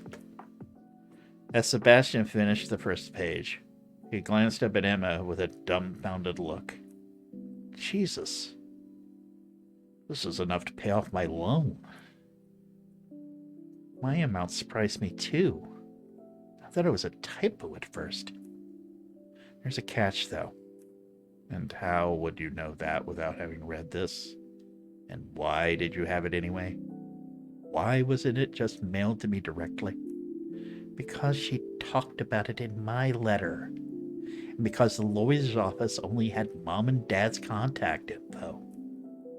Dad, you, and I got letters, but they all went to their house. Mom thought you threw yours away if she mailed it to you, so she asked me to hand it to you instead. She thinks you hate her, since you won't talk to her either. Oh boy, family drama. Sebastian shifted on his feet, leaning his weight on his back leg. I don't hate her. I'm just upset with her. Sebastian's attention returned to the pages in his hand. He tucked the first one behind the others and began reading the second. As he read further down the page, his expression began to rapidly and intensely sour. Disbursement of funds to either Henry F. DeSargents or Sebastian A. DeSargents requires simultaneous and co-signed written authorization by both parties, attested by the same notary public at a single appointment. Sebastian's fingers gripped the paper harder, making them crinkle in protest. Why would she do this? I don't know. Maybe she wanted you two to try patching things up, and this is her way of forcing the issue? But she knew I hated him. She's holding this surprise inheritance hostage over something she knew I'd never want to do. What? I'm supposed to just be okay with the years of making me feel small, both constantly reminded that I wasn't what he wanted, just a disappointment? Now I'm supposed to sign on a dotted line and reward him with a bunch of money for that? And I have to do it directly in front of him? I don't... The anger drained from Sebastian's face as he dropped the papers on the counter, defeated and crestfallen. This isn't like her. I'm sorry. Can we keep talking? Call it a temporary truce and you can go back to being mad at me if you want. There's more you should know. Please. It's important. Sebastian relented with a sigh, his eyes shying away from Emma's intense, pleading gaze. Fine. Not here, though. Let me close up and we can go to the coffee shop in Pinecrest. Give me a few minutes. Dad was a piece of work. Oh boy.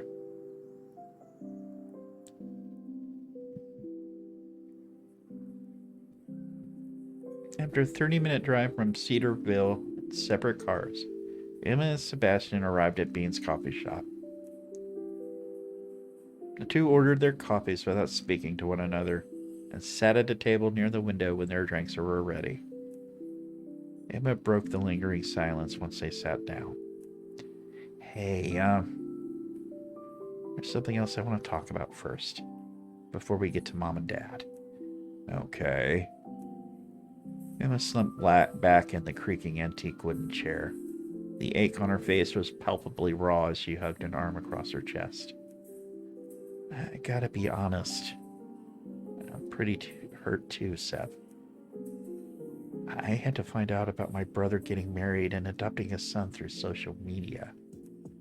You opened a storefront for your bakery like you always dreamed of. I missed the grand opening.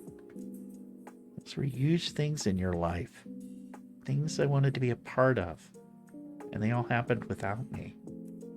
I really wish you would talk to me instead of ignoring me. I know we could work things out. And even with as hurt as I am about how you cut me out of those things, the last thing I want is for you to miss the birth of my daughter. You're too important not to be in her life and mine. You'll be the most amazing uncle in the world. Just like I'm sure you're the most amazing dad. You were built for it. Emma lowered her head and leaned towards Sebastian. I swear I didn't mean to tell them about your divorce. I would never hurt you on purpose. So please, forgive me already. Because I miss my brother terribly. It was never really about that one slip-up. Sebastian had used it as a shield to hide behind. Because being around Emma meant having to repeatedly confront how small he was in his father's eyes by comparison. The endlessly hurt look in her eyes made him feel every consequence of shutting her out. Each missed call, an unanswered message weighed on him at once. Sebastian slumped in his seat while a quiet, frustrated sigh escaped through his nose. Fine. I missed you too. Shouldn't have cut you off like that. I know it wasn't a healthy way of dealing with what happened. Emma wiped the lone tear from her cheek and let out a shuddering sigh of relief. You're cheating, by the way. I'm cheating? How? At what? You're doing that thing where you slip into something nice at the end of an argument in order to get what you want. I meant everything I said, though. I know. It's still cheating. Oh. Oh.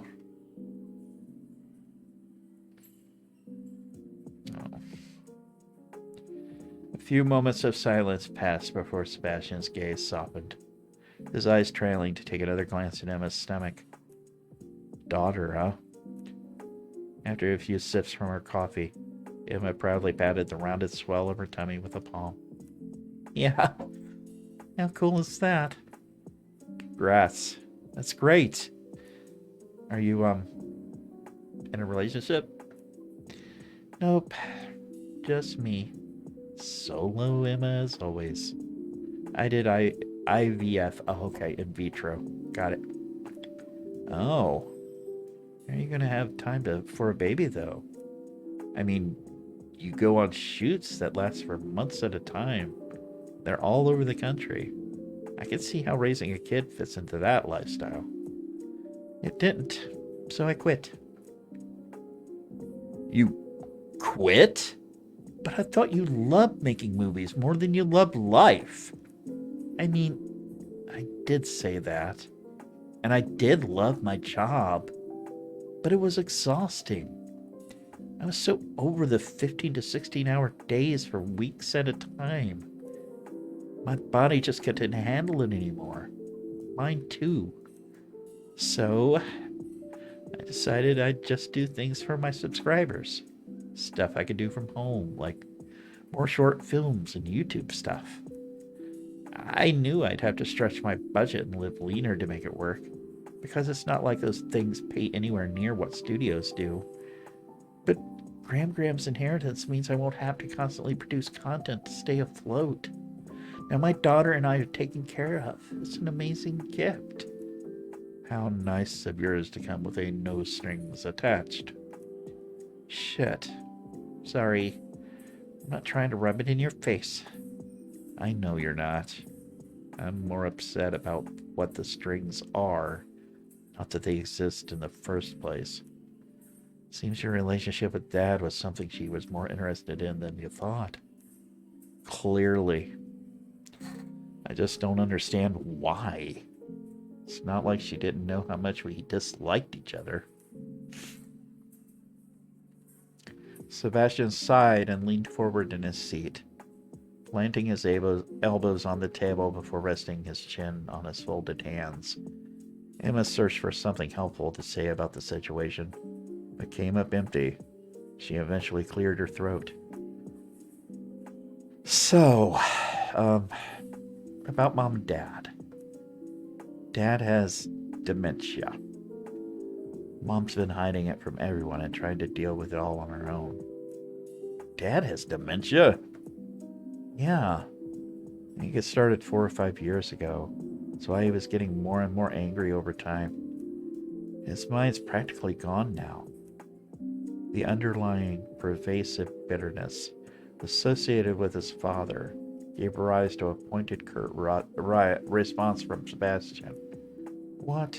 Am I supposed to feel sorry for him? Am I supposed to feel sorry for him? How do you feel about him is up to you. This is more about Mom than Dad now.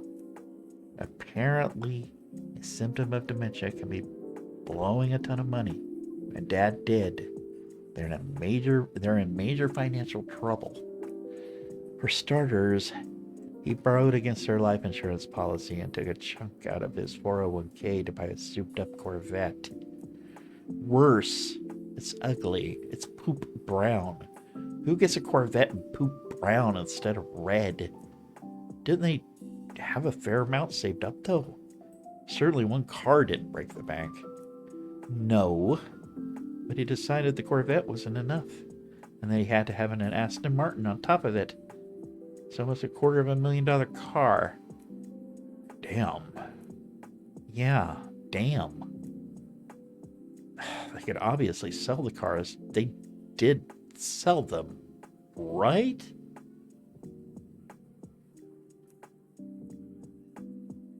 Yeah, but you know how much they depreciate the amount they're driven off the lot, right?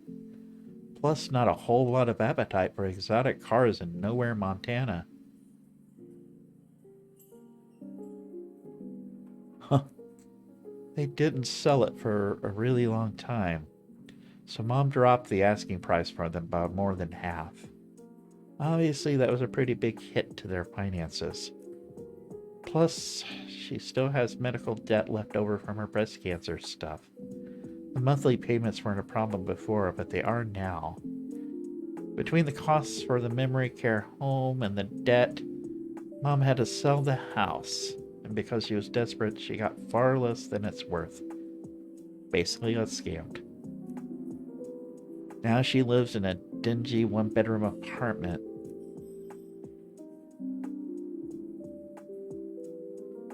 Wow. Wow. Sebastian's claws swiftly tapped against his mug.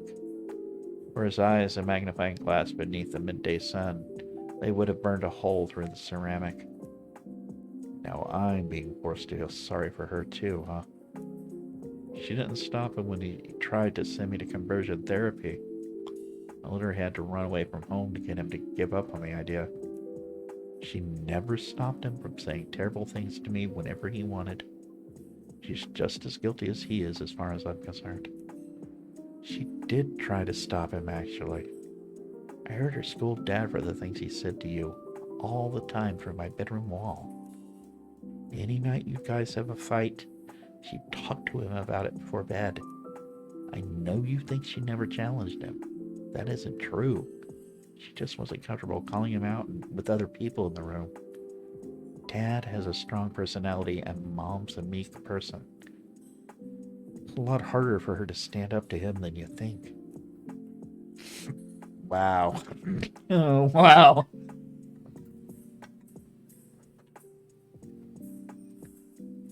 That's rough, man. That is rough. The fur around Sebastian's nose scrunched as he tightly pressed his lips and turned his head away from Emma. Well, her standing up to him seems to have done absolutely nothing. So I guess she wasn't very good at it, huh?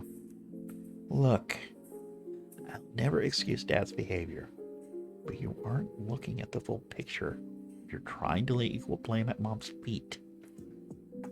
She's not completely innocent, but she doesn't deserve to be destitute because you're mad at her.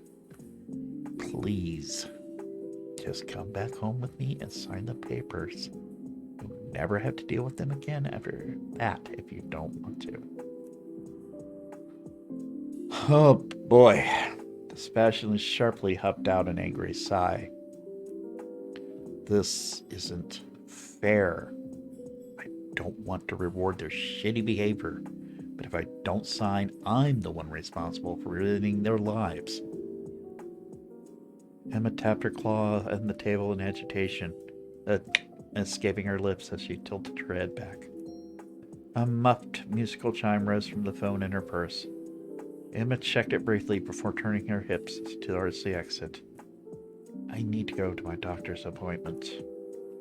Sebastian stared bitterly down at his mug.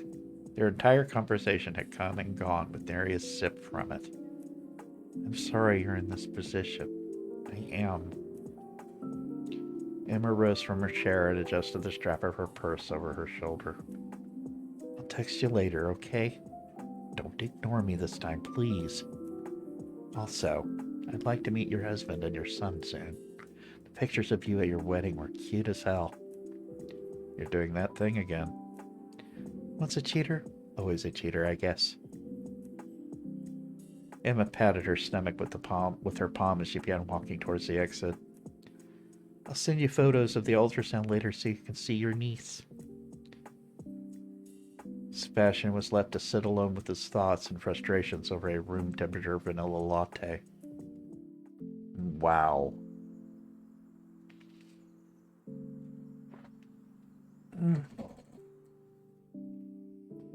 Okay. Just in time for break, I think.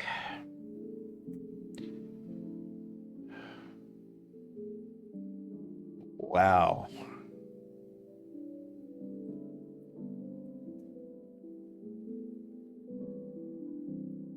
That's some heavy shit, man. Okay. Wow.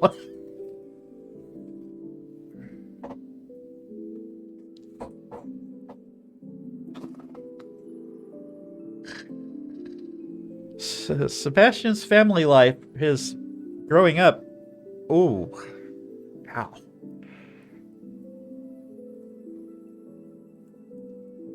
Ian's name, cute and heavy. Heavy, man. Some bits are heavy. I mean, they have light moments, which is good. Oh my god, they're good because that was just a whole total drama dump right there. But we're gonna continue on after I get back from break and feel like it's just yeah. Now we get to deal with more with Red here. Hope he does this well on his first day. Anyway, we're going to break, and I may be a little longer because I gotta let the DOG out. But I'll be right back.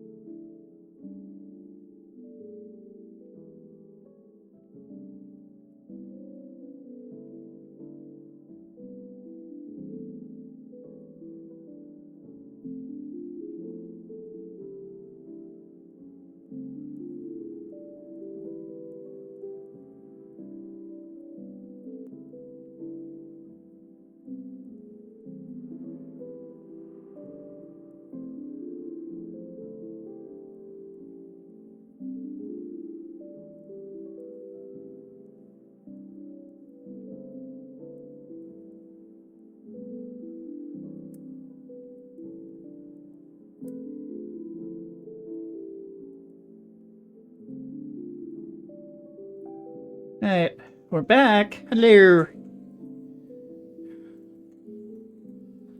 Oh. Oh. Thank you, Bobby. How you doing? Is everybody doing alright? We're getting some deep lore here, aren't we?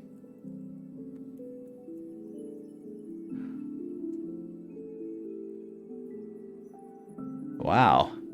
Still can't. Wow. Just.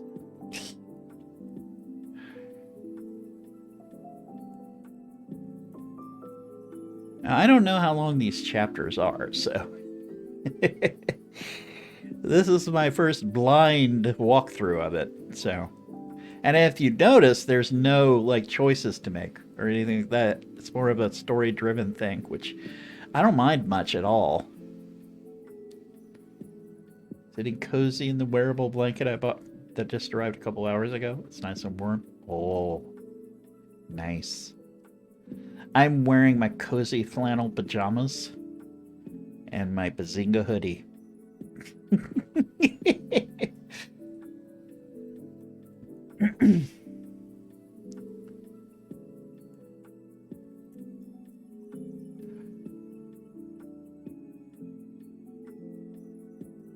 But yeah, this is something else. I told you the dude could write. My God.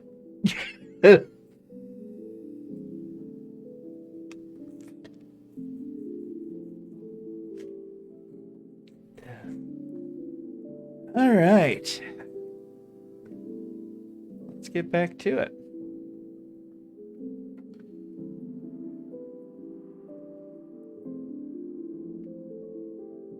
Red's first day was a busy one. He had to wade through an uncomfortable amount of new hire information, and given the lack of sleep, not all of what he read stuck. Throughout the morning, he experienced frequent pangs of nostalgia. Further distraction added to the day. His new school's hallways had the same speckled concrete floor as its previous one, and the bells between periods sounded eerily similar. The IT department had given him the same annoyingly clacky keyboard he'd used before. Things outside the school took him back as well, like the view from his office window. It overlooked a small wooded area across the street. The trees were different, of course, pines versus palms. The way their branches swayed in the breeze was just as hypnotic in Minnesota as it was in California. Red found himself aimlessly staring at them during the occasional lulls, though they weren't many of them. He was plumb tuckered out when the final bell rang at 3:02 p.m. The ferret's social batteries had been sufficiently drained over the course of the day from having to meet so many new people. He decided to recharge with yet another cup of coffee from the faculty lounge, which he was already becoming quite familiar with.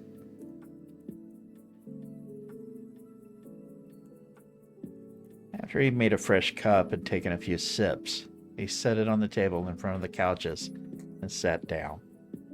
He was surprisingly comfortable and immediately amplified his drowsiness.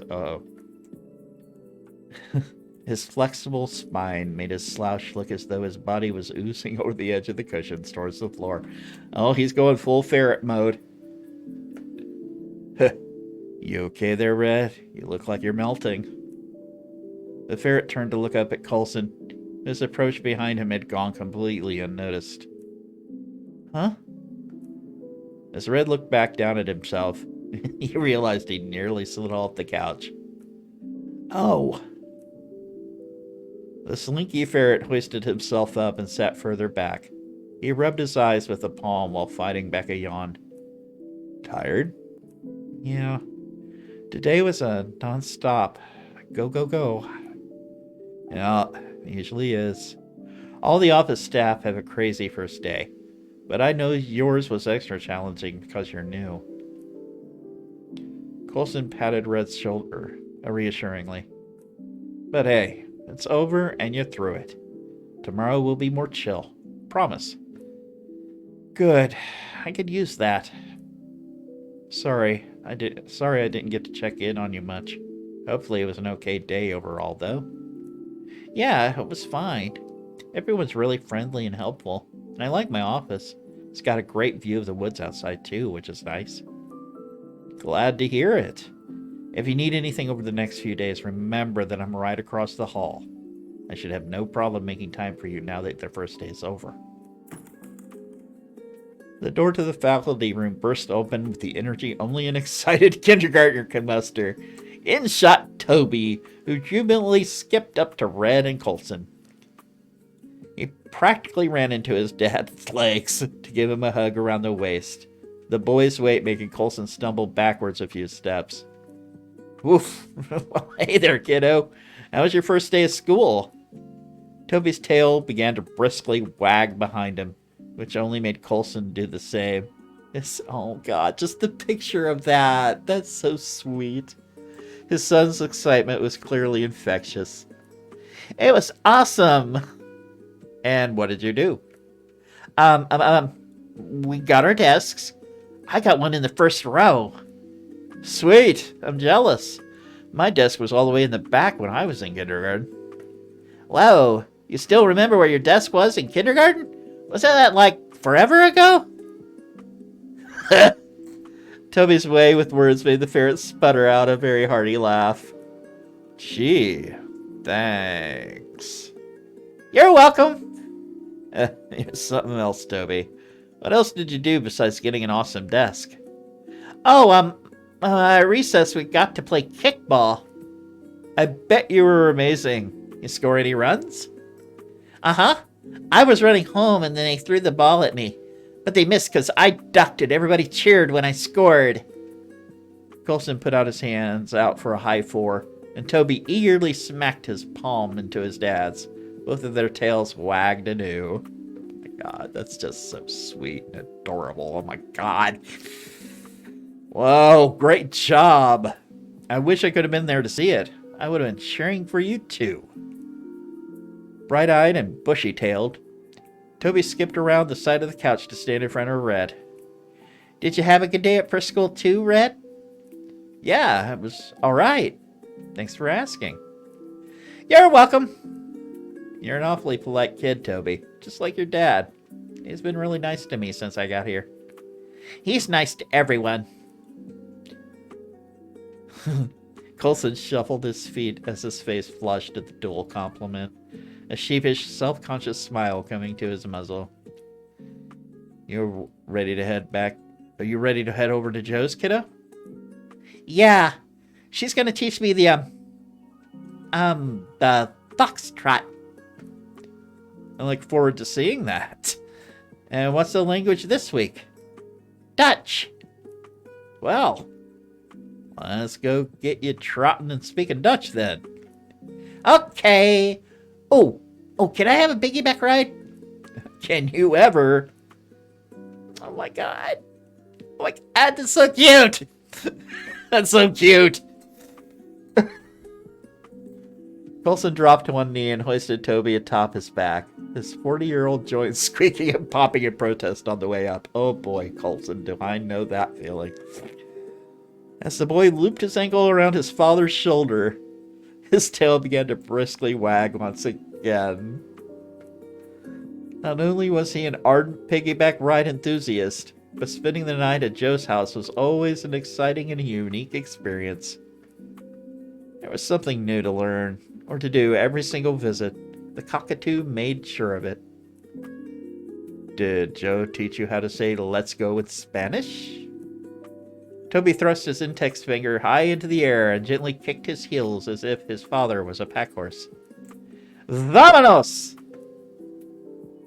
It's a little scary how smart you are sometimes. Colson bobbed his chin at Red while Toby waved goodbye to him. See you tomorrow, Red. Have a good evening. Bye-bye, Red. See you guys. Oh my gosh. That picture right there, that's just too sweet. Toby began to babble about the rest of the day to his father, which Colson seemed all too happy to listen to. Their tails wagged in perfect time with one another as they exited the lounge. After he watched the pair leave, Red returned to his original slouch position on the couch, leaving his coffee neglected.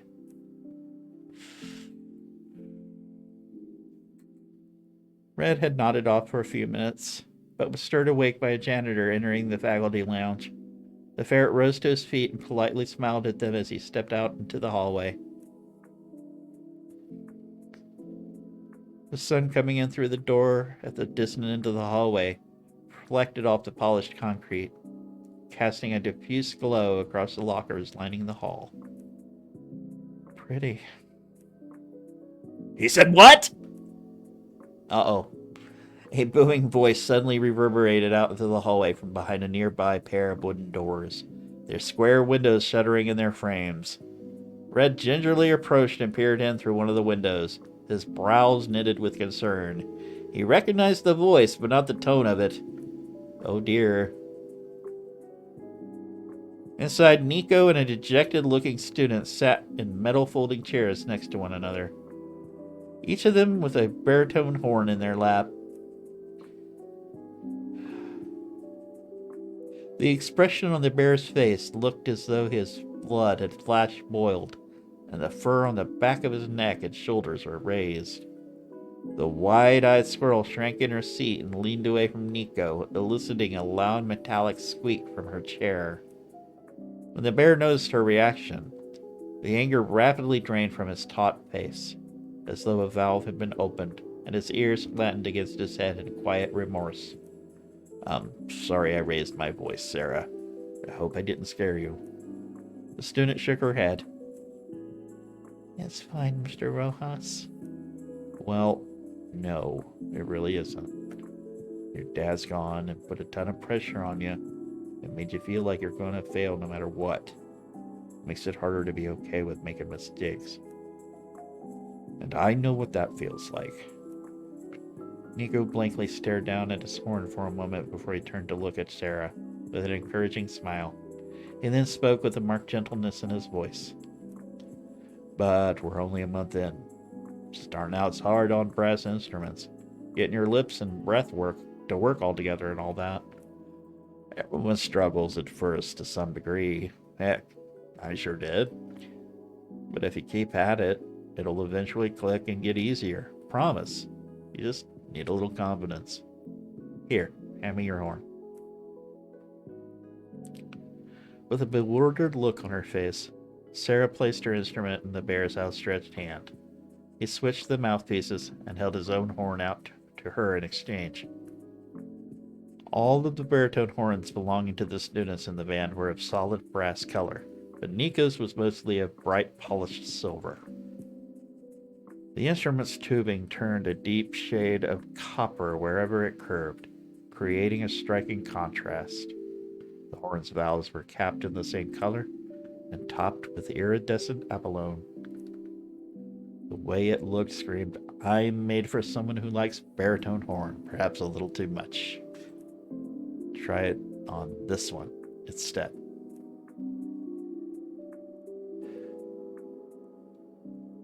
Sarah's initial response was to recoil away from the instrument that looked quite expensive, and truthfully was. I can't. What if I drop it? Well, treat it with the same respect as your own horn, and I know you won't. Go on, it'll be fine. Sarah cautiously lifted the lustrous instrument from Nico's outstretched hand. She held it so securely in her grip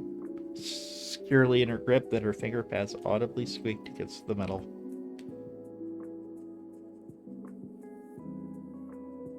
That horn's got something extra that makes it a little easier to hit first valve-only notes, which E flat is, right? Right. Nico pressed his thumb onto a rectangular piece of copper plating near the bottom of the horn. See this thing here? Press down hard on it with your thumb before you blow into the mouthpiece. Makes it easier to sound out a note, because it tightens the airflow. Got it. Before you try it on the horn, though, blow E flat with just your lips. Nico demonstrated by properly pursing his lip and blowing, making a low-pitched buzzing noise, which Sarah copied. All right. On the horn now. Remember to press your thumb down on that piece I showed you. Nico played the note on Sarah's horn and then gestured for her to follow, pointing at the special copper piece with the tip of a claw. The knuckle on the squirrel's thumb flexed as she pressed down on the flattened piece of metal. She addressed the mouthpiece and attempted the note. An E-flat note successfully ran out and was even sustained for a couple of seconds.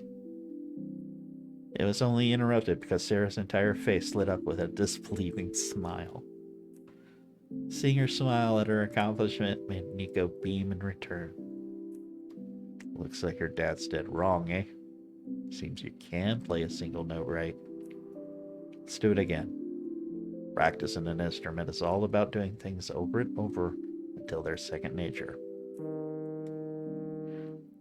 Once more, Nico played the note on the student's horn first to prompt her. Sarah followed by correctly playing it a second time.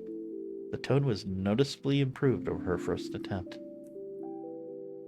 Nico lifted an index finger in the air and twirled it in a tight circle. All right, again. Playing along with Nico, Sarah's third attempt was crisp and bell-toned, which the bear responded to by slapping a hand across his knee. How about that? Perfect. The squirrel's long tail flitted about excitedly. Now, you're going to try it through your own horn, right? You won't be able to use that assist trigger, but I bet you don't need it anymore, do you? Sarah quickly shook her head. After they switched back to their original horns, the squirrel shifted around in her seat as she readied herself. She took a deep breath and tightened her lips to proper embouchure. Hit it. Sarah played another perfect E flat, which sounded just as good on her horn as it did on Nico's. When she stopped, the bear spread his arms and turned his palms up. Hey!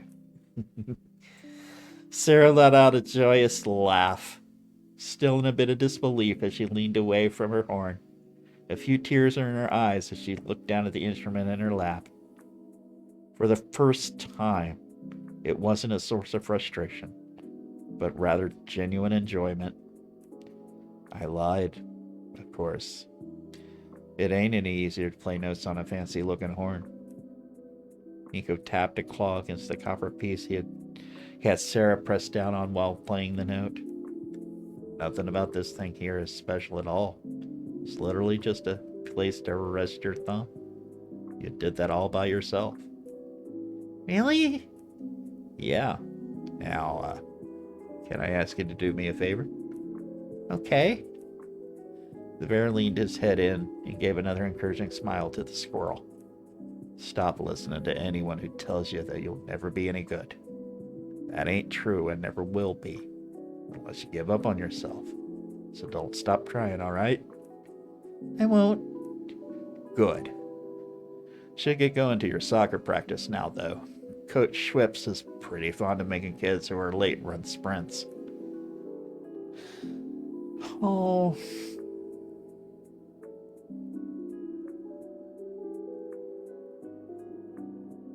Oh. Sarah put her horn away in case it and clasped it shut. As she bounced to the exit, she turned around and waved to the bear. See you, Mr. Rojas. Bye, Sarah. See you tomorrow. Oh, that's so very sweet. As Nico turned his head to nod at the departing student, he noticed Red looking in through one of the door's windows. The bear's rounded ears perked instantly, his face flushing. Red stepped outside as the squirrel pushed the door open and took off skipping down the hall. When Red finally went inside, Nico walked to the front of the room, placing his horn into its hard-shell case on the floor next to the piano bench. How long were you there watching? A little while. I was walking down the hall when I heard you raise your voice, so I Looked in to make sure everything was all right. Sorry to have eavesdropped, but that was some fantastic teaching. Granted, I don't know anything about instruments, but I believe that little thumb piece did something special too. I'm impressed. Oh, thanks. Oh, look at him blush. An awkward pause settled over the pair before the ferret began shuffling his feet towards the door. I'll see you, okay? I was just going to take a walk around campus before heading home. All right. You want some company? Red quietly thought to himself for a moment before answering. Some other time, maybe. Today I'd like it just to be me, if that's all right. Sorry, I like to do this silly little thing where I walk around the campus after school the first week. Guess I use it to take stock of my life, and I guess I have a lot to think about this year. That doesn't sound silly at all. Have a good walk. I will. Thanks. See you, Red. Nico is just a big softy. Oh my god. Nico leaned out into the hallway to watch Red walk down the sunlit corridor. The ferret strolled in a lackadaisical manner, only looking up from the floor when he passed an open classroom door. Even from far away, it was clear how lost in thought he was. Red paused at the far end of the hallway, where a set of double doors led outside. He placed a hand on one of the handles and let it rest there, motionless. When the ferret did finally open the door, several moments later, he did so at a snail's pace, and returned to looking down at his feet as he disappeared onto the sidewalk. Huh. Yeah, Miko's noticing it.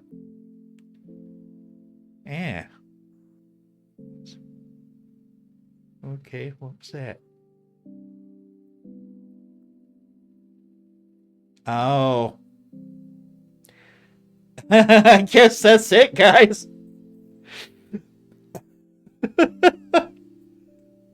It's like, what was that? That's the end of the first chapter, I guess.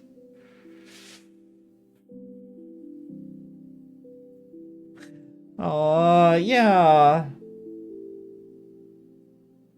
Well, I guess we're going to have to continue this when the second chapter comes out. But for what, 2.5 hours? Yeah. 2.5 hours for first chapter ain't bad. Not bad at all.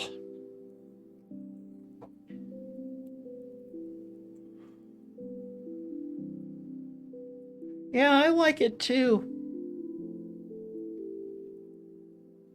I like it too. It's very sweet. And there were some moments, though. My goodness.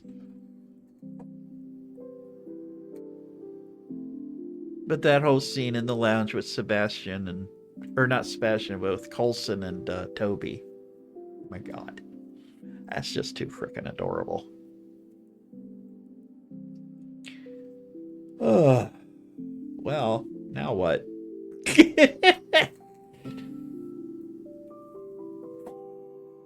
Now what?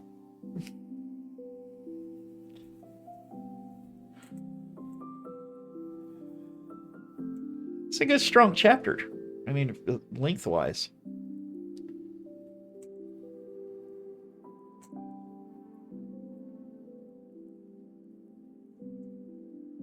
Ugh.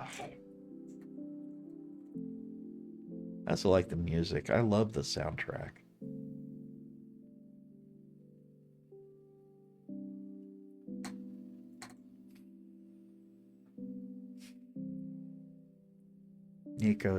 I like Nico too. He's cool.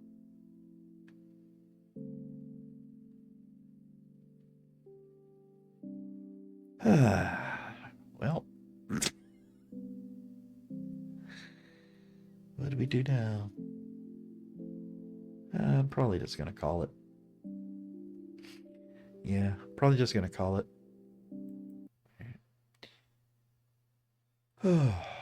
So, let's see. Let's see.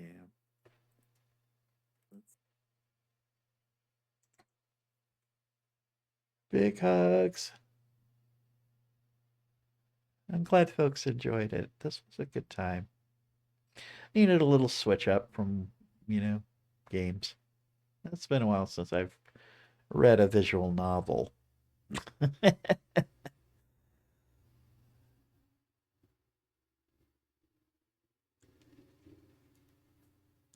Okay.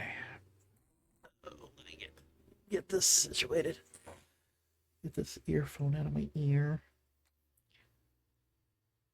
But yeah. And once again, everybody out there in YouTube land, thank you all for tuning in. And if you enjoyed it, be sure to leave a like, comment, whatever. And I'll be seeing you.